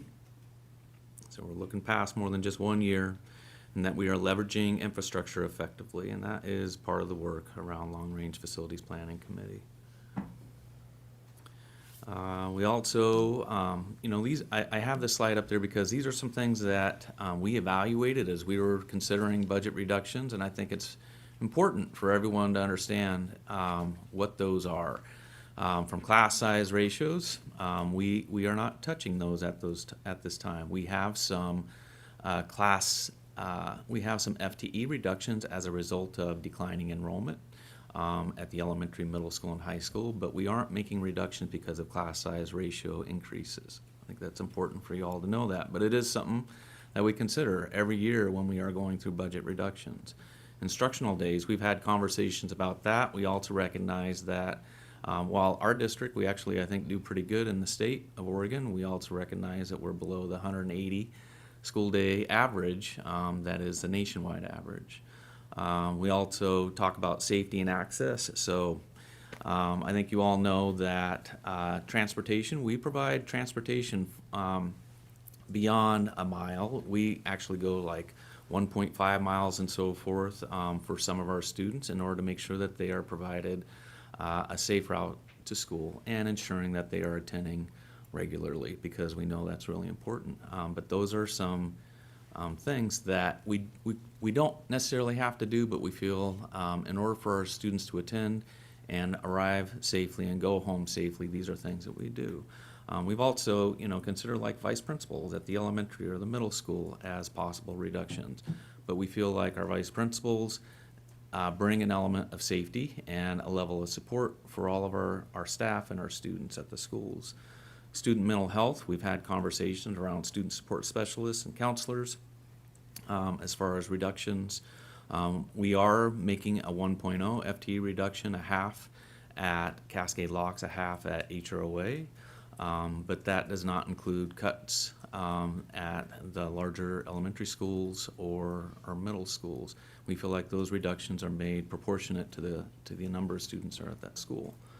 And then athletics and activities is another one. And we've been down this road before as a school district not too long ago, where we, at the middle school level, we weren't funding middle school athletics. And we really, worked hard to get that back. But it is something that we consider when we are taking a look at budget reductions.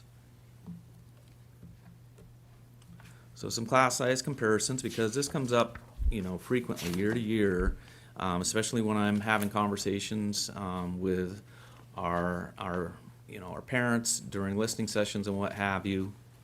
And class size is really important. We recognize that, and I think we do a really good job of ensuring that we have low class size ratios. So these numbers are based from an ODE report.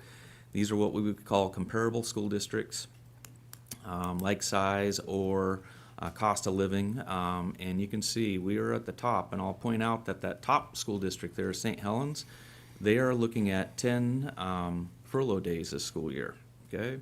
So we are at the top when it comes to class size for elementary average. When you take a look at average math class class size comparison for secondary, you are, in fifth, below Coos Bay, Sisters, Crook County, St. Helens. For ELA, you're, 4 down from Cook County, Coos Bay, and Newburgh. So again, we do a really good job of really focusing on maintaining small class size in our school district.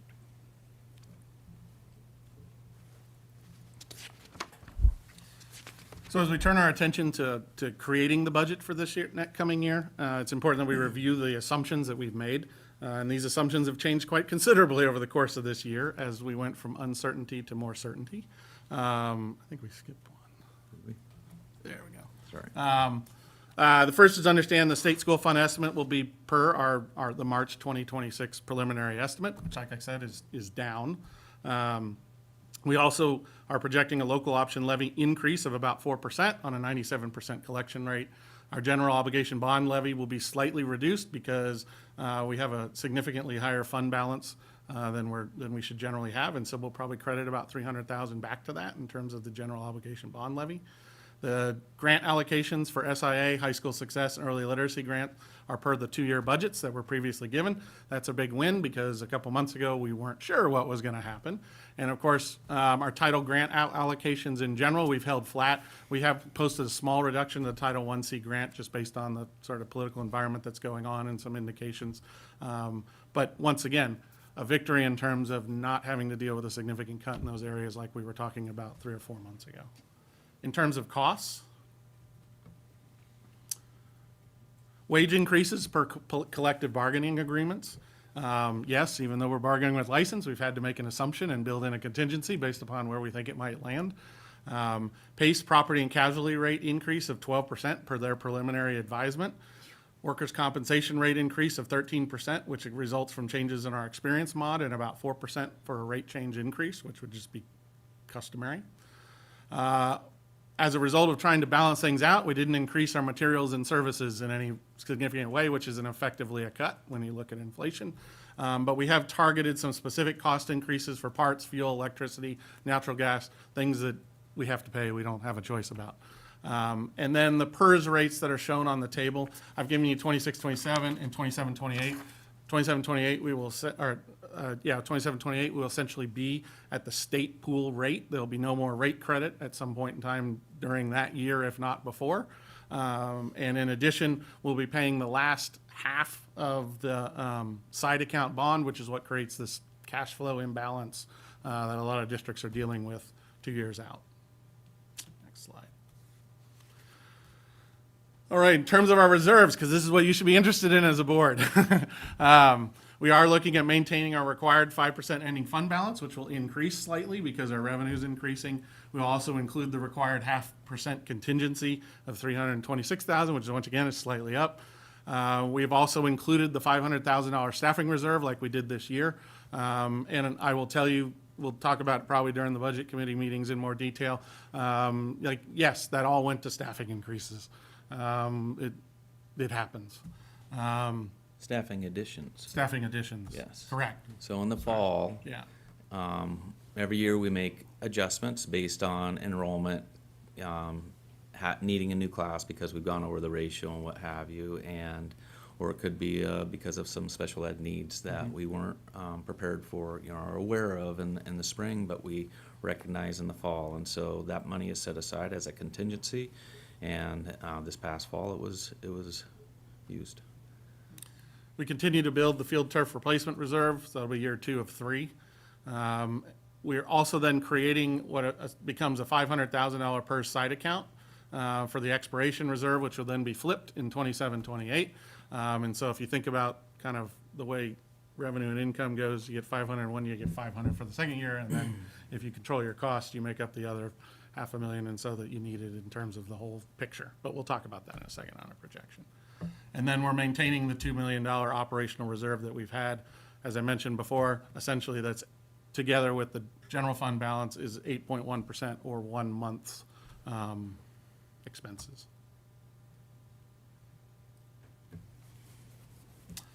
We talked about this before, and it really hasn't changed. We are looking at $2 million in projected cost increases to the current service level. That's essentially just contractual commitments wage increases, health insurance, those kind of things. 950,000 approximately is a more specific number later on, which is related to FTE reductions because of enrollment changes, no class size changes. And then the $500,000 per side account reserve. And so those are kind of like the major drivers that are out there outside of our decision making that we're trying to include.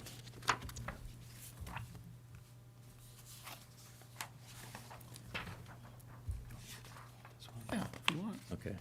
All right, so we have on the left reinvestments or additions, on the right we have reductions. And so some areas that we are having some additions is 1 FTE of special education. So we've recognized over the last several years that there is a higher need with caseloads for our students, as well as higher needs with challenging behavior. And with that, we also recognize that we need additional support with making sure that our IEPs are written accurately and are meeting legal standards and what have you. And because of that, we are going to add an additional FTE for a special ed teacher to be like a, what do we want to say is like a coordinator, where they are actually supporting all of our SPED teachers with writing IEPs.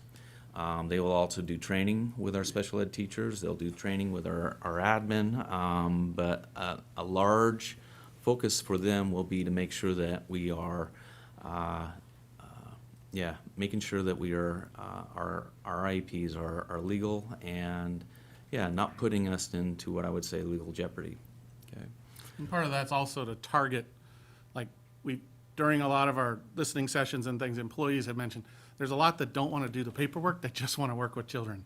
And so part of it is to find people that have that administrative gene that can do those things faster and better, and then try to leverage both of those pieces together. Yeah. We've increased our capital deferred maintenance up to $200,000, and that is a drop in the bucket when we're talking about capital deferred maintenance for a school district this size and the amount of buildings that we have. That should probably be over $1 million easily. But we feel like that's probably the best that we can do at this point in time. All right. School meals, there is a gap between what we receive from the community eligibility provision that allows us to provide free meals for all students, and so we need to fill that gap in order to continue to provide free meals for all our students. Synergy, there's a cost for professional development, and so we have added a cost there. Synergy is our new student information software. And it's more than time to make a transition to a new software program for us. And so we've been doing that work this year, but next year will be a large amount of time dedicated towards professional development. And then, as Mark alluded to a little bit ago, there are increases due to inflation with supplies, gas, all of that. And so we did need to increase our transportation, nutrition services, and maintenance and equipment supplies budgets. Okay. When it comes to reductions, we are looking at math intervention reduction, and so we currently have a couple of paraprofessionals at May Street and Westside Elementary, and then half-time math intervention teachers at Parkdale as well as Cascade Locks. And so we are looking at making reductions there. For student support specialists, as I mentioned earlier, we are looking at that as 2.5 positions, one at Cascade Locks and one at HROA. And again, that would be more proportionate to the number of students that we have at those schools. When we take a look at FTE childcare paraprofessional, we had at the high school a daycare program that was pretty small, and so we actually moved that over to have a private institute take on that role, and because of that we have a savings by not having to pay for a parapro to be able to work that job. And then we also have early childhood special education, early intervention. There are savings there if we were to move that program over to Mid-Valley. Software platform savings. So as many of you are aware, next school year we are required to move to specific interim assessments. There are only 4 that we can choose from according to the state. And because of that, some of the platforms that we are currently using no longer are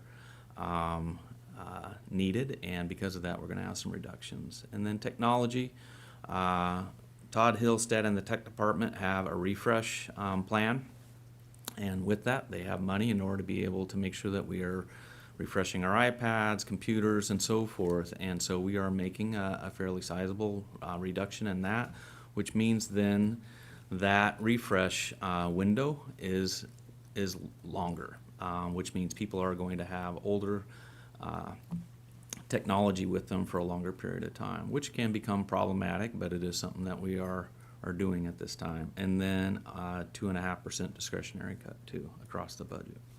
Okay.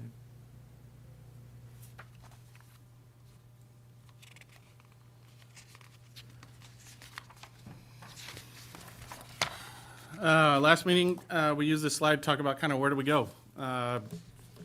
Knowing that we're making changes this year, when is it likely to change? I don't think we have a crystal ball answer to exactly tell you that. What I will tell you is that the biggest driver being the PERS pension, by the end of fiscal year 27-28, we'll have absorbed an additional $3.2 million in annual pension costs just related to PERS. That number, even though our entire FTE has declined over the last 4 years, PERS expenses will have risen from $9 million to $12 million on the total budget. The current advisory rates don't anticipate another increase because returns last year were pretty good. And I was excited about the possibility that perhaps there would be some stabilization there. If you look at the forecasted rate chart, there was an opportunity for that to remain stable. And then I saw the returns for this year at the last PERS board meeting, and I got concerned again because, like a lot of people, equities are down. And so we'll just see where that ends up. But it's a possibility that PERS has finally sort of taken that corner on the unfunded liability. About half of our total PERS rate is related to unfunded liabilities. And that would be a really good thing if over time we could reduce that rate. And so, whereas we can't forecast what the next biennium looks like at all, I can say that there's a significant possibility that at least PERS will not be driving us crazy at budget time like it has been for the last 3 years. Yes. This colorful chart is my best way of trying to relate to you in broad strokes sort of how some of these line out in terms of 26-27 and 27-28. In terms of 26-27, total revenue, we anticipate increasing about 3.2%. Those cost increases that are contractual are about 3.3%.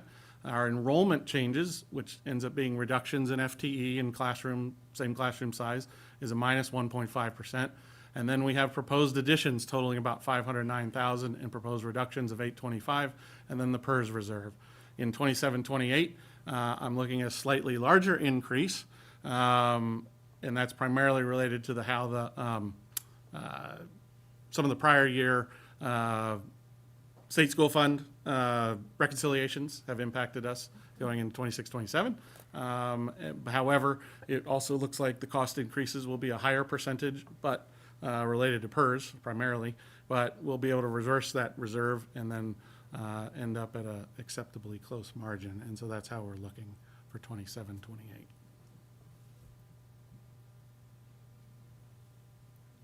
So some key dates in front of us, April 28th and May 5th. We have our budget committee meetings, and as I've shared with you before, we will hold both budget committee meetings in the past. The second one was an option in case we felt like we needed to push it to a second meeting, but this year we're going to slow the process down, make sure that people have a chance to process the information that is shared at the first meeting and can come back and ask questions at that second meeting before we move it forward. And then June, we'll have our school board meeting and ask that the board approve and adopt that budget, as well as review and approve our 26-31 strategic plan.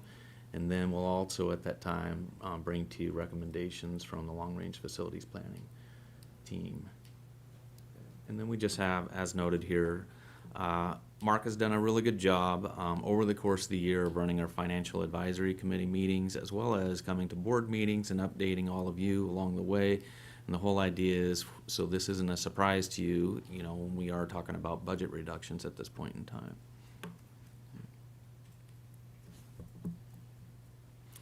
So that concludes our presentation. Questions?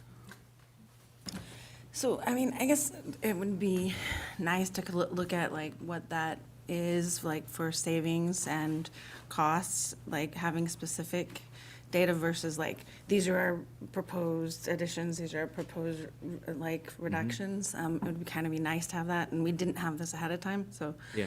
that's one thing that would be really nice. And then, I guess I do, like, when we're looking at closing a space and moving it, it isn't just, I mean, I guess for me, it's not just like, hey, we have to look at this being efficient. We also do have to look at all the other things around it. And I think you really have to look at, like, what the cost is of changing that, because you have two very different spaces and two very different needs based on your early childhood special education. And I understand that that's not part of our K-12 programming with respect to students, but I also kind of feel like it is super important when we're talking about how expensive SPED is, right? Like anything we are going to do in that early childhood is hopefully eventually going to reduce our SPED needs. And I think when we look at that increase, at least from my standpoint, from medical and all of that, a lot of it is because we weren't able to do some of that in like this time where we missed during pandemic and other things, right? We didn't have those options. So our SPED needs have increased significantly, right? So anything we can do to make sure that we're getting that early intervention so that we don't need that like later SPED is really, really important to our school district as a whole. I don't know that those are equivalent spaces, and I don't know that if you look at how much it's gonna cost to split them, that will actually save the money. So for me, if we're really not gonna save that money, like, because we're gonna spend money to do it, and we're in the midst of this long-range planning, where we're looking at, really likely going out for another bond for our community to help with some of these things eventually. Is it better to not do that this year and think about that? And I guess from my standpoint, if we are really looking at our budget, is there a way to fit that funding into that budget for this school year? So is there other options that we could do? And I understand, I do get that this is that it can't, if we push in one way, we have to like move out the other. I get it. I just want to know that we have really exhausted all the options before we say, this is what we're going to do, when we don't even really know the cost of that action, and that it truly is going to save money. Because it's definitely going to change care and what, the access we're getting for those kids.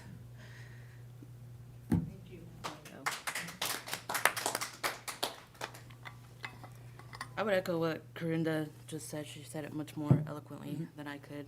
I'm also kind of jumping off of something Corinda said, thinking about, we need those numbers to look at what is going to be the best solution.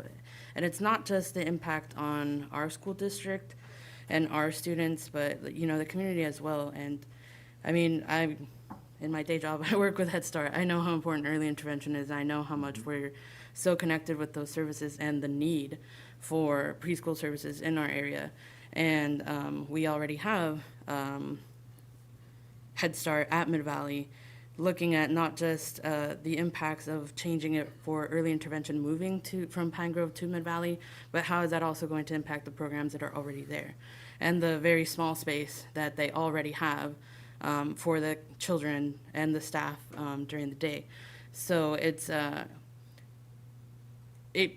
can sound simple on paper to talk about moving or making those adjustments, although I know it's not simple. There's a lot of decisions and thought that goes into it, but I think we have to look beyond just the impacts for the school district and also how it's going to impact the community. And as Corinda was talking about, then future like bonds and things that we're asking of the community, if we're losing that community trust, are we going to be able to pass those things if they're going to say for what? Sure. If the things that we need you're not supporting. So I think we really need to be careful with these things and really look at the numbers to make sure we're making an informed decision that even if it's a tough one, but it's one that we said we looked at thoroughly. Yeah, agreed.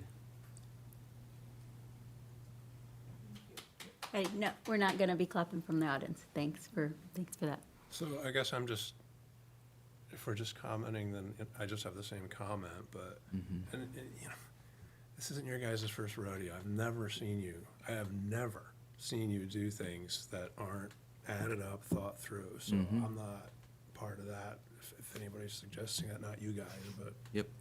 But I would need to see, like, so what do we save in? What's the build out? Sure. You guys know that, but, or I mean, you know, we will want to see that. I'm Yeah. assuming that's. For sure. I do believe in the Hood River community.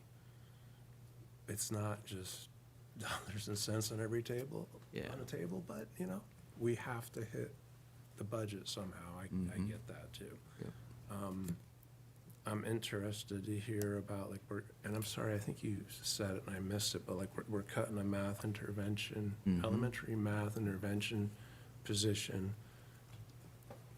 which, you know, did you know which school or how that fit in? Yeah, so it will be May Street Okay. and West Side. Those are the two that we have paraprofessionals. And then we have half-time interventionists at Cascade Locks as well as at Parkdale.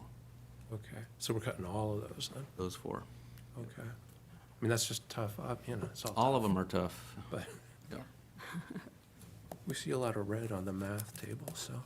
Yep, we do. And then the FTEs, the 950,000, I think, are we able to cover all that with voluntary, you know, basically retirements and people leaving the district, or are there actual cuts of folks too? Are we gonna have a RIF? Yeah. Yeah, I don't believe, Gus, you can comment on that, but I don't think we are looking at a RIF at this point in time. I'd say we're working I mean, through that right now. Yeah. Okay.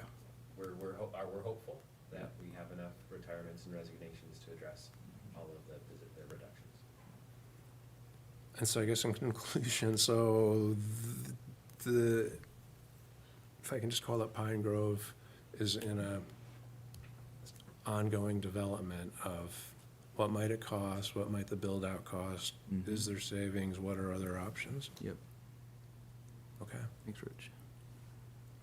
And I think the one comment I would make, and I think you all have spoken very eloquently, and we've obviously heard a lot of community feedback as well. And I think that we're making a lot of assumptions, you know, and that's all that Mark does, is make assumptions.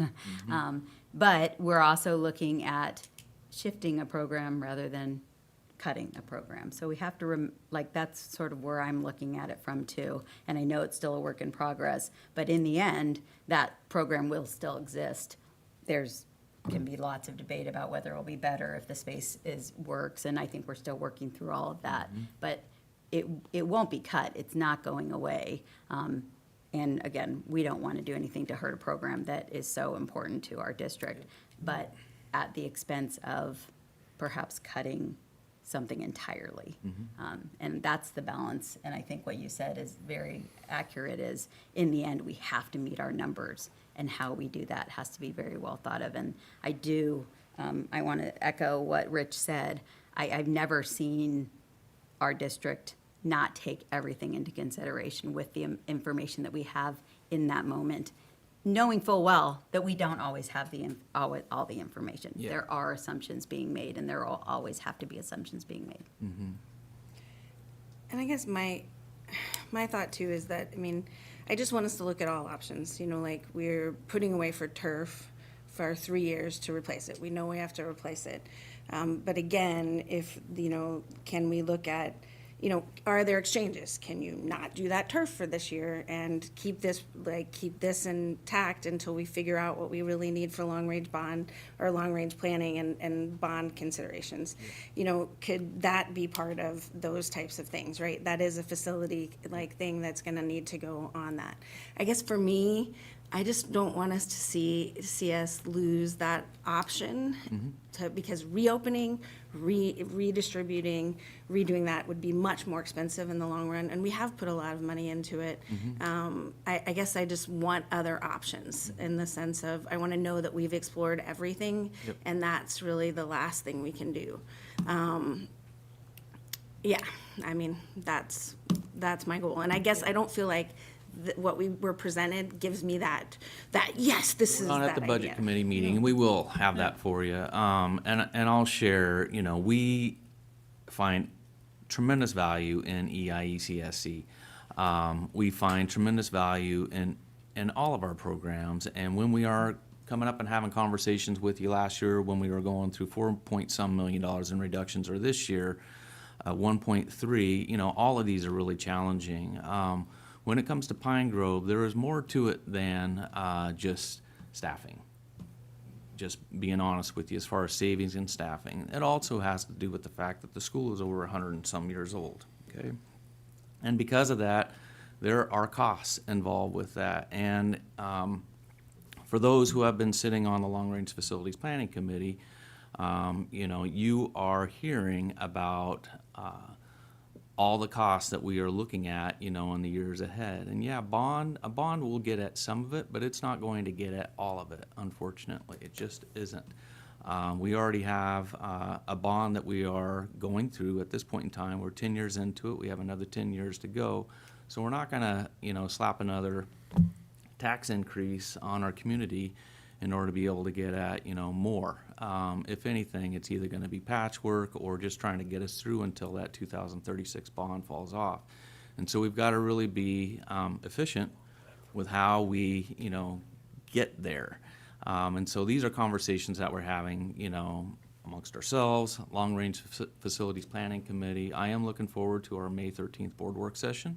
That's going to be a really helpful board work session because it's going to focus on long-range facilities planning. We're going to spend time talking with you about where we've been on that committee, things that we have discussed, talk about some things that we brainstormed, talk about, bonding, bonds and how that plays out. So you have a pretty good idea as far as like what we are facing as a school district with all of these aging facilities aside from May Street Elementary.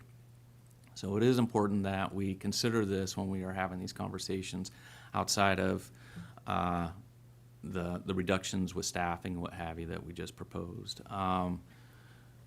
Because the fact is, we have staffing contingency. Yeah, we can delay, we can continue, and we will continue to have these conversations. Like, that's gonna be really important that we do that.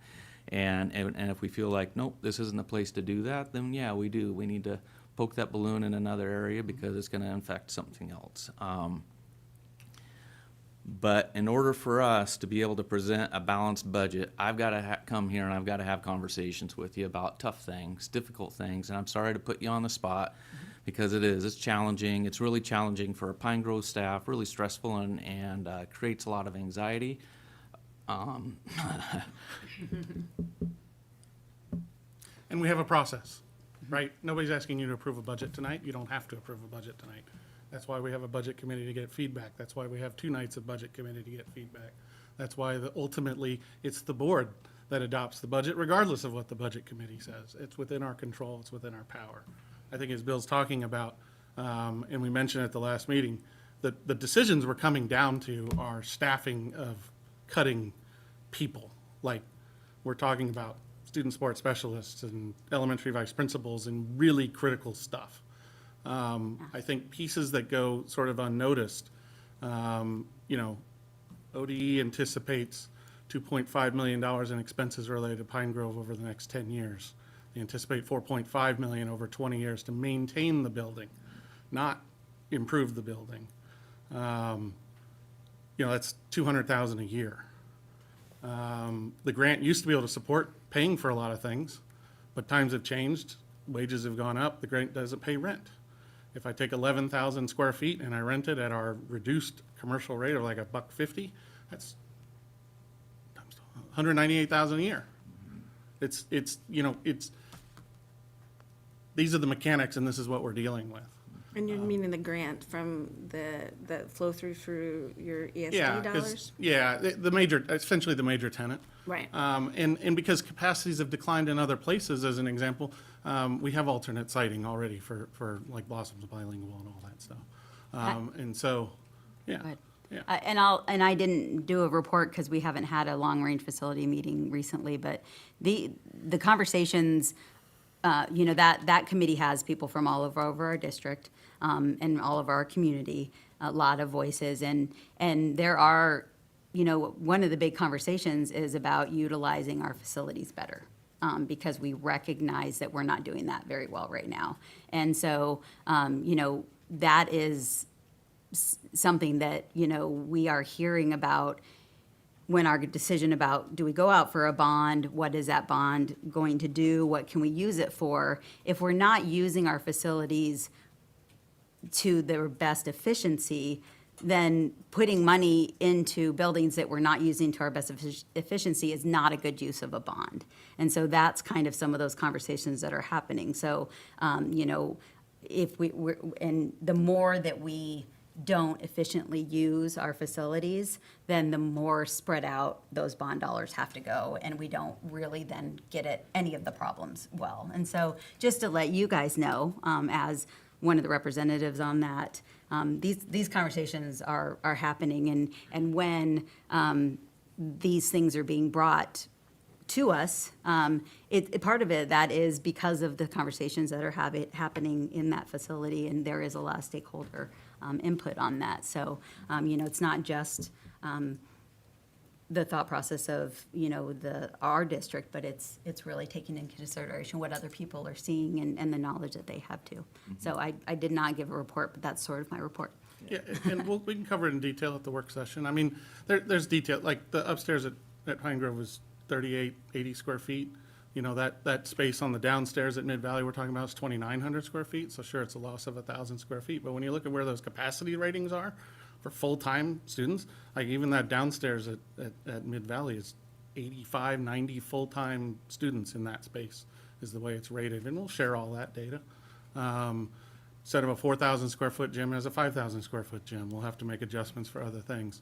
I think part of it, and a big part of the avenue we're trying to go in, is to understand that all of these are, like I said, it's a balloon, difficult value decisions.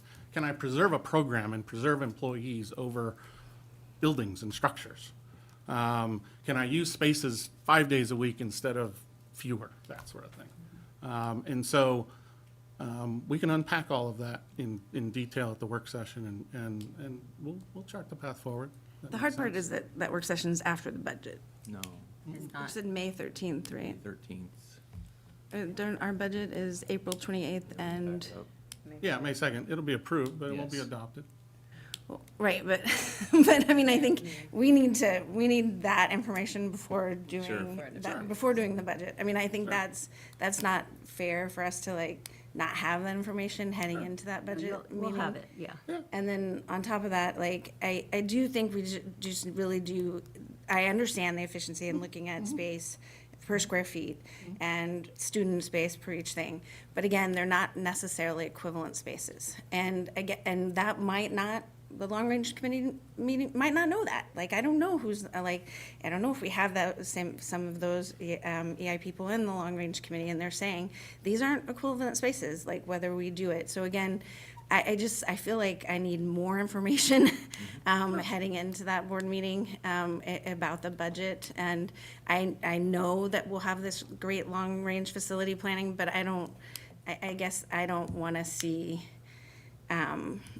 us make those decisions prior to it. And I feel like that whole budget committee meeting is really about the community. And for a long time, if the community and all of us on the budget committee does it, the board usually approves it, right? So, I mean, I don't even know if we've ever not approved a budget that has been approved during that meeting. But I don't want that to be what happens, is that at the end of it, there are, several of us on the board saying, we really didn't get that information that we needed. So, anyway. Thank you, Corinda. Thank you. All right, you guys, that was great discussion. Thank you so much for coming with really good questions and really good content. It's just I think it's such a value to really have people come that are passionate about, what they're seeing and what they're hearing, and asking really good questions, and we can make better decisions. So appreciate all your time. Okay, thank you very much. Thank you. All right, we are going to move on then to the action items. Todd Rainwater is going to come up and talk to us about healthy and safe school plan. And thanks for sticking with us, Todd. Oh, it's okay. I just have to, if I let it happen, then I have to let it happen every meeting, so thank you. Nope, it's okay. Hey, you know what, so am I. Madam Chair, members of the board, this is my annual appearance to request approval of the Healthy and Safe Schools Plan for our school district for this year. And as a quick refresher for our longtime board members and a review for our new board members, in 2017, the state of Oregon passed SB 1062, which mandates that every school district in the state, every ESD, and every public charter school develop a formal healthy and safe schools plan. And to remain in compliance with state law, each organization must certify annually that they continue to meet those requirements. So to continue to comply with the state law, it's important that we meet essential components, and we meet those every year. And so those are contact information for the HAS plan administrator, the designated IPM coordinator, and the Asbestos Hazard Emergency Response Act manager. And as it so happens, a guy by the name of Todd Rainwater wears all of those hats, so we have that in place. A comprehensive list of all buildings owned or leased by the district. Provisions for testing and reducing exposure to lead levels in water, for lead paint hazards, for exposure to asbestos and radon, and for installing carbon monoxide detectors per state building codes. Then there's a compliance and transparency piece, and that includes adherence to state integrated pest management laws, and then provisions for publicly posting test results for all required environmental tests. That's a very important component.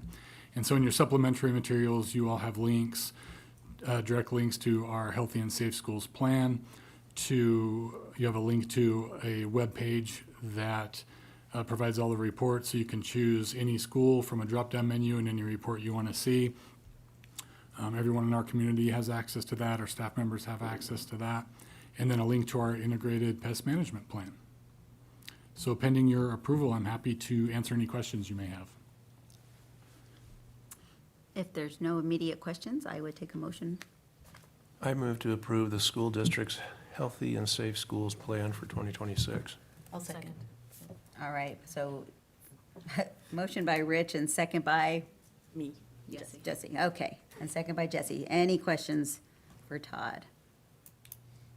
All right, we'll go with Corinda. Aye.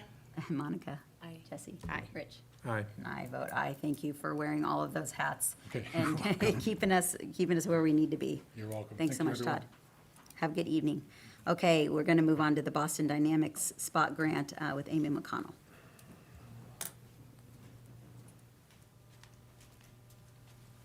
Madam Chair, members of the board, I am here tonight to seek approval to write a grant for $184,650 to purchase a Boston Dynamics Spot robot to support vertical STEM integration K-12. So I know you had a chance to read the whole application, but I'll just summarize it for you. This robot would be used across all levels. So at the elementary level, we would use it in classrooms for demonstrations, and it would help to establish early interest in STEM and CTE pathways. At the middle level, it would be a structured instructional tool where students would be able to use the robot to engage in engineering challenges, apply concepts in systems thinking and problem solving. And then at the high school level, it would be a platform for advanced coursework, capstone projects. Students would be able to engage with the Spot software development kits, and they would be able to interact with the robot at the programming level. It's pretty exciting. Very exciting. Amy, are there associated costs with this robot that aren't covered by the grant? No, it's the organization actually helped Matt find, they help you find an organization that will fully fund the grant and the purchase. So it's all one big grant. Okay. I'll move to approve the grant as presented. I'll second it. Okay, moved by Corinda, second by Monica. Any other questions? All right, hearing none. Corinda? Aye. Monica? Aye. Jesse? Aye. Rich? Aye. And the chair votes aye. Thank you so much, and tell Matt thank you. Yeah. Yep. Thank you. For That's a big deal. continuing That's to a do big very grant. cool things for our students. Okay, we're gonna bring up Gus Hedberg to talk to us about the 26-27 school year calendar.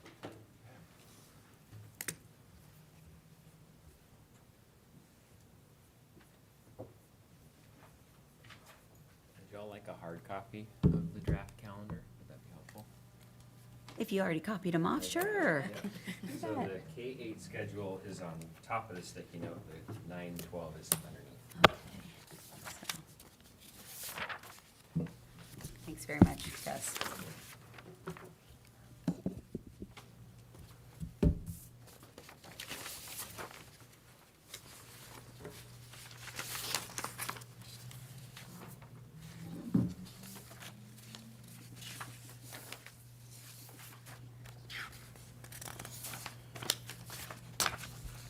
So, Madam Chair, members of the board, I'm here to present a recommendation for 26-27 school year calendar. And I have some slides here that will guide us through the main points. So take a look at, allow me to go through these slides, and then we'll take a look at the calendar together, and I'm happy to answer any questions that you have. So again, this is a recommendation. The process is such that we've done a lot of work for a couple of years leading up to this calendar revision. And there are some significant proposed changes that I want to talk through. This is, ultimately, it's a recommendation to the superintendent from a large group of folks. So going back to 24-25, we had a pretty substantial calendar committee that included staff, community members, and administration. And we looked at a lot of different ideas and concepts. We talked about, year-round school. We talked about 4-day work weeks. We really kind of thought outside of the box and really crossed a lot of those things off for some, pretty obvious reasons like air conditioning and things like that. So from there, one of the things during that season we wanted to look at closely was our PLC model. That's a significant part of our calendar are those late start days. And Micah and I collaborated on gathering information from our staff. We did listening sessions and really learned a lot about just the remaining value that we are still seeing in our PLC work. And so you'll see that, we've kept that for the most part in our proposed calendar.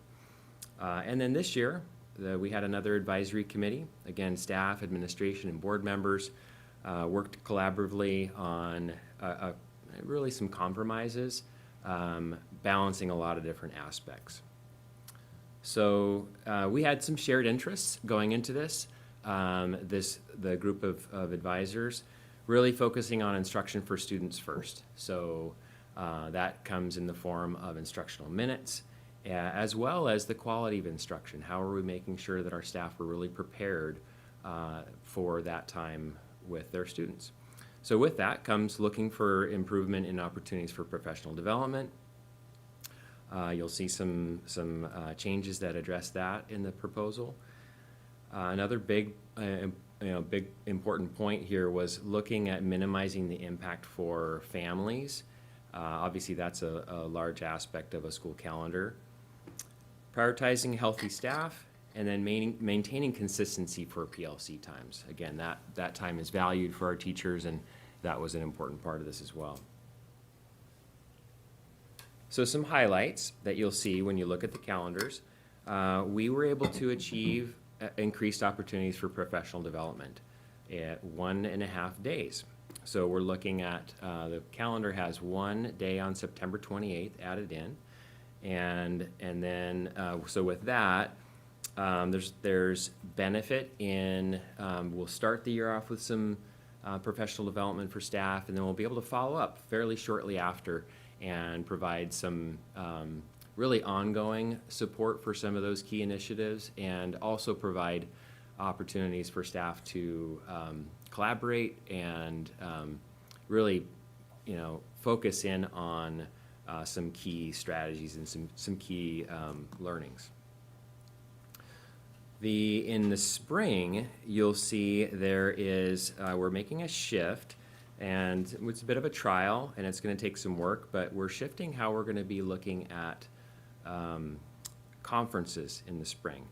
We've done conferences, how we do them, how we know them for a long, long time, and we're seeing that there may be an opportunity to look at that differently. And so we're gonna be working with our curriculum instruction department and teachers to look at the technology that we have available to us and really targeting our support and communication with parents and families in a different way. So with that, there won't be after-school conferences per se in the spring. There will be a day where we'll have a half day of in-service for teachers and a half day devoted to conferences, but it's going to take a different shape, and we'll be working on that collaboratively. You'll see that school starts prior to Labor Day. That's not changed. You'll see that there's consistency for PLCs. So all those PLCs remain except for you'll see that the first day of the year, the first Monday of the year, August 31st, is not a late start. And then November 30th, December 7th, and December 14th are also not late start days. So this is on the list of recognized challenges, and this was a compromise. We wanted to gain back that instructional time to offset some of it that we were losing in other areas. And so that gains us back 4 hours of instruction time for students. We understand that that may present a challenge, and we're going to have to watch it closely. Again, that's one aspect of this that we'll have to monitor. We're going to watch attendance for those days and really be proactive in our communication to make sure kids are there on time. You'll see that the ECM days are built in.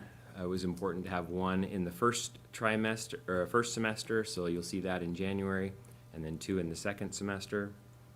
And I talked about how we're going to be looking at how we do spring conferences differently.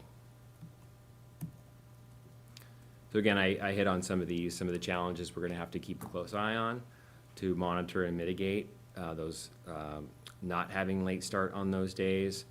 And then overall, it's important to note that while there are a lot of benefits, there is a slight reduction of student instruction time of 2.5 hours.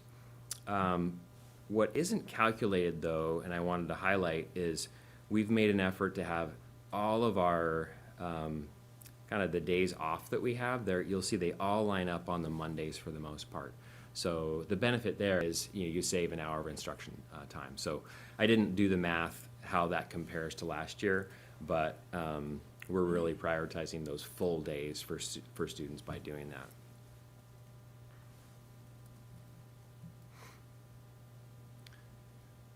Looking at spring conferences, I think I hit on most of these points. We're really looking at it as an opportunity to, again, step back. We've done it as we've done conferences the way we do them for a long time, and I think it's an opportunity for us to re-envision that, and again, do a little more targeted work. And then, let's see, the professional development aspect is a really important part of this calendar. The 1.5 days is a 50% increase in what we're currently able to provide for our staff. So when you think about, again, the quality of instruction, we're really limited, and it's one of those shared interests.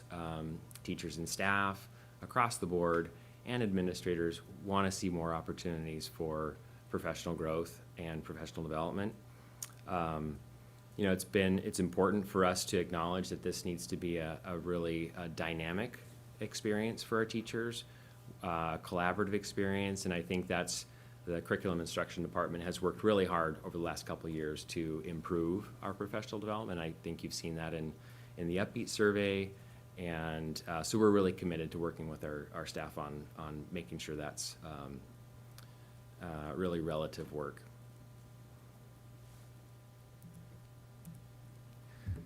So those are the highlights. What questions do you have?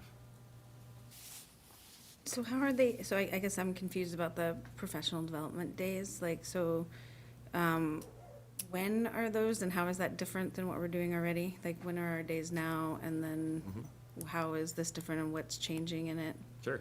So if you look at, let's look at the K-8 calendar. So really the blue days represent those kind of in-service or work days. So if you look at August, that first week, so August 24th is a half work day for teachers and a half in-service day. So there you see there are four halves. So there's 2 days of in-service for teachers during that week. And then traditionally, we've had one other day for a total of 3 days. With this new calendar, you'll see on September 28th, there's an additional in-service day. And then, again, on the K-8 calendar, on April 19th, there's a half-day in-service, so that's the additional 1.5. And so what we did is so I guess that, because that's a day and then conference. So then that other half of that day, so there's no like contact time with students that day. That's right. So we are taking a whole day away from contact time, or like, because I guess that's my question, because we still had even on conference days, we still had student contact. Right. But now we're doing a half day of conference and a half day of PD, which means that we're decreasing a day of instruction time, but putting it back up in like the Mondays or things, is that? Yep. The stumbling block I had was thinking about it in days instead of hours. Yeah. I mean, I guess I understand that, although I think, giving, I don't know, like, I think we'd have to watch that closely. I think giving back an hour of PLC time, 4 days, and then we're 2.5 hours short of a full day. So we are taking a day of instructional time and giving it back by hours of a PLC time that we're only doing 4 times out of the year. Is that, It is 2.5 hours of instruction time that we would not be continuing with. right, so we've lost 2.5 times. That's what it is. Right, but all I'm saying is that, like, by shaking it, and then because people are used to the Monday schedule, so then we've got to say, on these 4 days, you are actually going to get, like, a regular schedule, and then say, okay, teachers, like, now you have to kind of do the regular schedule, not anticipate shorter class times, plus get all the parents to get students there. Yep. Yeah. The areas that they are, the first day of school, we feel like that's something that we can make sure that people understand. And then the other 3 hours are right after Thanksgiving, that 3-week block leading up to winter break. And so we feel like we can get out in front of people and help them understand, like, this is that window where we aren't doing late starts. Okay. I think we do really need to watch, like, how many kids we actually get coming. For sure. Because I think it's confusing to parents. And then I kind of want to say, like, my whole thing is instruction time. So I always hate when we're cutting instruction time. Like, we're cutting contact with kids. Like, by 2.5 hours, I know that doesn't seem like a lot, but I don't know. We already have one of the shortest school days No, in I the agree. nation. I agree. That's We're- something that we we're cutting. contemplate and debate amongst ourselves. We've talked about it a lot. I've shared it with you. I know. Multiple times. I just feel like this is probably getting a day and a half is a big deal when it comes to professional development, when we are really short when it comes to PD opportunities, and we have things we need to get at. We see that. We see that in our data, and so we got to find a way, to get at it. And this is our best attempt at this time, I would say. And I did sit in this committee too. And I will say, how I feel about I know. instruction time. But I also recognize that, we had some great discussions about it, and this really was a collaborative process. We brought up all those things, Krenda, like we were like, oh, come on, that's so hard for parents. Like, it's really difficult. The thing I think that the appreciation I have for professional development, I think I see it in, if when we're teaching, when we're looking at like literacy for kids and how to teach kids how to read, if you don't have good professional development around that, then those 2.5 hours maybe not use the best, and if you can really teach support your teachers and your staff on how to use those the best, sometimes that might be better than just a 2.5 hours but I understand what you're saying. I will say that, this was really hard, and this is why it's actually coming a little bit late, because we really had to have good discussions about all those things, and with our staff. And I did appreciate, what I really appreciated was the conversation around conferences, because I think that we've changed how we interact with parents and families, and we were willing to look at a process that might be kind of antiquated and think about a way that we could better reach our families, instead of going to the middle school and standing in line for 30 minutes to only walk up and have somebody go like, yeah, your kid's doing fine, thanks. So to work better on those processes and being open to looking at something that we've always done, but thinking that maybe in this day and age, it wasn't maybe the best process, and maybe we could improve on it. So We also feel like our tool, Parent Square, we're able to communicate with our families more frequently throughout the course of the year versus just a couple of times. And we feel like because of that, we are doing a better job of updating our parents. I mean, that just makes sense to me. We have a big investment we've made in communication. I mean, in a lot of different ways out to parents. So I realize it's a challenge, but there's a tremendous amount of communication avenues for us to do that. There's advance notice, doing it right after the holidays. And I can pretty easily convince myself that, okay, we're gonna lose 2.5 hours, but we also talked about more and more, we just ask a lot of our educators in the classroom and with our ELLs and trying to, how we combine that. I'm not gonna try and remember the term used, but anyway, more professional development could, I think, make up for losing 2.5 hours of student contact time, but helping all of our staff be able to better implement all these things we're asking. I mean, giving the teachers, as I taught, just giving them even 30 minutes of prepping and just prepping for conferences and then learning, that is just, for me, I like that. I thought it was really helpful. It would be really helpful for our teachers who are teaching our students. So Yeah, it's a tough trade-off. It is hard to lose instruction time. I also think about just the quality of that instruction and how, I mean, this is a significant increase in PD time, and I think it will make an impact, an exponential impact on our students. And our staff did really want to do that. Like, they want to have that time to learn and to, anyway. Can I just ask? Please. And if it's gonna be a long answer, we can skip. But like, why did we separate out like the Mondays that are different instead of like maybe doing like the first 4 Mondays are all the full day, and then after that it's all late start? Like, would that maybe potentially have been less confusing for families? We talked about a lot of different options. We talked about the last few weeks of school. We talked about the first few weeks, and in December, part of that was we miss a lot of school those days anyway, and so to have full weeks.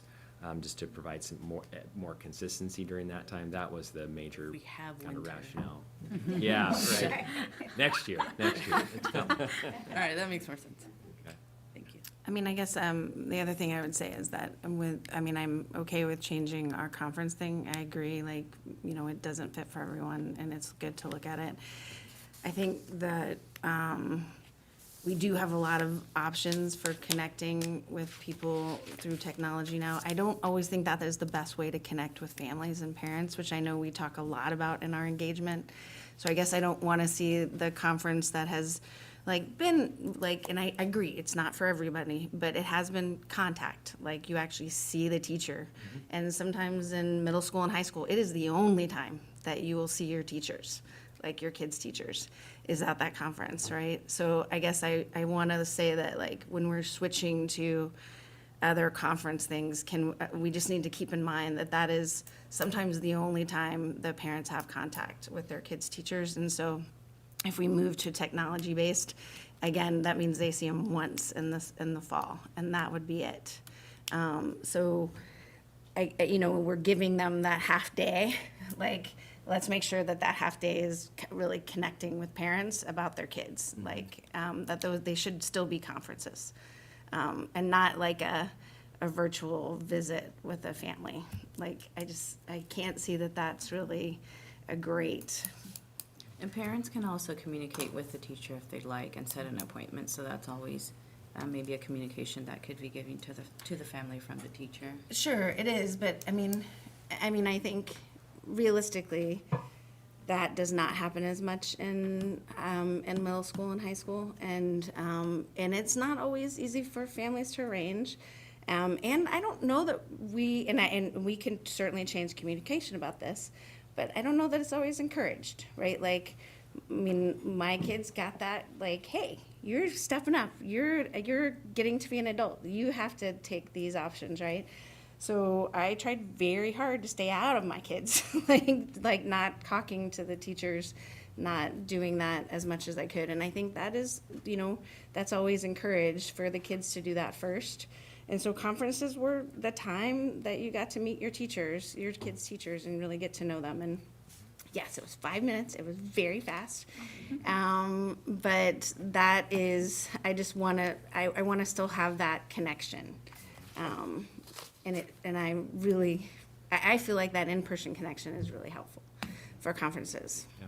Yeah, and I don't think there's a suggestion that we would move away from in-person. And I think just, again, this needs to be developed a lot more, and again, talking with Mika, we're going to collaborate on this and work together, and but part of it is, again, how do we connect with families differently? Not necessarily, virtually or digitally, but the way we have done it, to be honest, like in the spring especially, you see some families, it often isn't the family that a teacher really needs to speak with. And so if we're not, having those conversations with the families who we really need to, we've got to consider something differently. And maybe that's, again, some sort of ongoing communication. Maybe it doesn't all happen during that half day, but it's planning to work with that family in a different way that works for them. So it's really thinking outside the box. All right. Any other comments or questions? If not, I would take a motion on this. I move to adopt the 2026-27 calendar as proposed. I'll second. All right, moved by Monica and second by Corinda. Any further questions? All right, Corinda. Aye. Monica. Aye. Jesse. Aye. Rich. Aye. And the chair votes aye.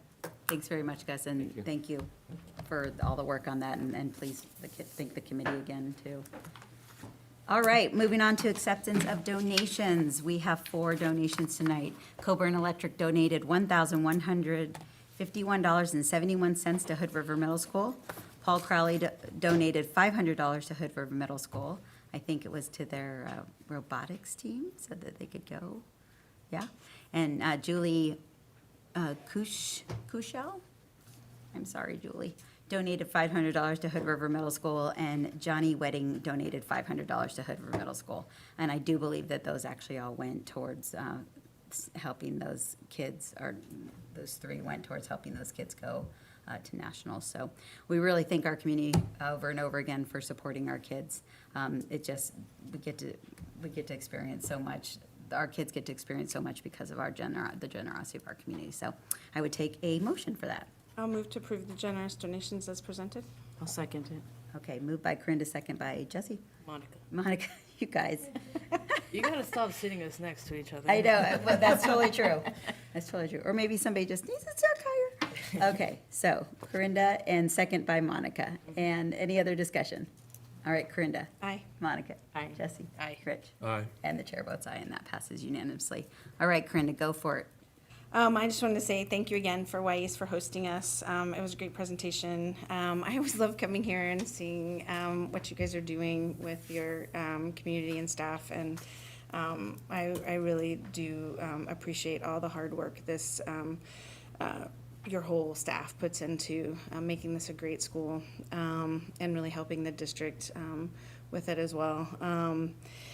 I also want to say congratulations to all of our athletes. Everybody who came in, it was really nice to see them all come in and get to really see them up in front of us. And I don't keep up as well as I should with all the great things that are happening. So it's really nice that you always do that, both Sean and Gus. So thank you for that.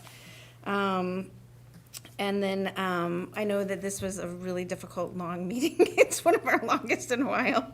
And that we just had a lot of really great presentations that are really important to, I think, talk and discuss and really make sure that we're thinking about in a lot of different ways. And I really appreciate all the work and everybody did to bring that to us tonight. And I really appreciate you allowing us to ask all of our questions, my many, many questions. So I very much appreciate that. I know I ask a lot. So thank you all for coming, and thanks for letting us do that. Thanks, Brenda. Monica. Thank you, Sarah and staff of Weiss Middle School. It was very nice to see what you guys work with what is it, the monthly show, your Eagle Pride. That was very neat to see how you guys set that up. And also the school counseling team, shout out, and the winter sports, and just everybody here who comes and supports our district and all the questions and all going through challenges. So it takes a village to continue. So it's very appreciative to be here and for everybody that's coming, giving and asking. So thank you also to our school board members, Bill, just everybody, Gus, all the reports, budgeting reports as well, and questions. So thank you. Thanks, Monica. Hi. Thank you, Weiss, for hosting us. I don't know if of all my former schools, I think this one was the one I had spent the longest since I had been back in. So I'm really happy I just remembered where the library was, because I was lost at Mid-Valley last time. So thank you for the wonderful team. I also actually wanted to comment on there something that I think is cool, and it relates back to our board meeting at Mid-Valley. How many former students also work here? I recognize not just Gabby, who was in my grade, but Lucia was also in my class. Vicky was also in my class, so it's like nice to see some of the faces that I went to school with back in our staff. So that's also really cool that YEast has a pretty good number of former students coming back. I also wanted to give a shout out to Todd Rainwater for waiting for 3 hours for his 10 minutes. Thank you. Thank you to him, yeah. And shout out to all the winter sports, and to Felipe, who's doing amazing, and that came to share with us what's going on at the high school, and also that he got recognized for his achievement on the swim team. And I just want to conclude by saying that change is hard, and these budget discussions are so hard, and I appreciate all the hard work and thought that goes into it. And I feel like, we all just want to make the best decisions that we can, and if we have to make those hard decisions, that we're able to say why, and to walk away from it with yes, that sucked, but this is the best that we could do. So I think looking at it holistically and trying to just make the best, most informed decision that we can, I think it's what everybody here wants. And I really appreciate all of the support Pine Grove has been getting. We've been getting a lot of, not just the public comment tonight, but a lot of emails and stuff. So I think it says a lot that the community is coming out and talking to us, and I think that's why we need to be even more cautious. And same with Cascade Locks as well, when we're making those decisions, because we are hearing from the community, and this is obviously something that's very important to them. So I trust that the thought process and the due diligence is being made, and so it's our job too to make those informed decisions. So thank you, everyone. Thanks, I forgot to add, sorry, shout out also to HRV Mecha, who the statewide, they took their time, and I've heard of some organizers who were organizing it, that they worked really hard to get them together. very cool. So it was nice. Mr. Rich. I go now? Go. Okay. Thank you, Sarah and Y East. Hood River Sports, of course, it's just always exciting, these, seasonal sport updates. It's amazing to me how well we seem to do. And but I really appreciated Sean's, the one graphic he had up there about, all the added value, if you will, that come out of sports participation and, academically, but he had a lot of other bullets up there that, like, I know we've probably all seen those before, but it's so real and it's so important. So and I'm glad to hear, so far we're able to, it appears, keep all our sports going. On that note, with the budgets, I appreciate you guys. You've been transparent, I would say, and you've tried to be open to people in advance, and you did this last year too. And we don't have everything figured out because the budget's incredibly complex, including like just what money we're actually gonna get from where. It's not like you just get one pot of gold. So it's a very hard target to nail. The balloon graphic is kind of a good one, but anyways, thank you for just being open to people from the get-go, and some of it, yeah, it's a little sausage making in terms of getting to the end point and what that looks like. And I did a couple school visits, which I should have talked about earlier, but it's just, if you ever can do those, it's great. The last couple I did were HRMS and May Street, and those are always great, and I guess that's it. Yeah, I did those too. That was great. Yeah. All right, thank you for all the reports, as everybody has said. The thing that I just am so struck with is, we have such a great community of people willing to come in and talk about what they need and what they want and what it means to the community and who it serves. And we have, I think, a fantastic board that sits here and really is so thoughtful about these decisions we're making. We have a staff and administration that really lets us know, what we need, what we have, what those impacts are.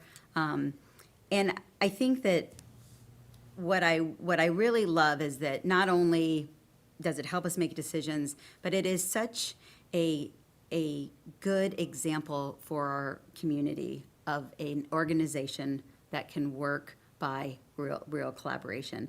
And I make the link, and I think it's really important that, and then we get these kids in there that are being student athletes and kids that are putting together MECHA on their own. And we have, the HRV student government doing a cultural appreciation week. We have kids going, from Y East Avid to Mid-Valley to be leaders and to collaborate there. We have our outdoor school that we have kids that, are going through life a little differently, having a great experience and leaders that are helping them do that. And so these discussions are so important in what they lead to, but they're also important as an example of how to lead, and that, I think, is reflected in what our students are doing. And so I just want to show my appreciation again for everybody just being open and having discussions and realizing that we're all trying to go to the same place, and that is to get our kids to a place where they are doing this in the future. So thank you for that. Thank you for sticking with us till 9:53 tonight. Everybody go home and sleep fast.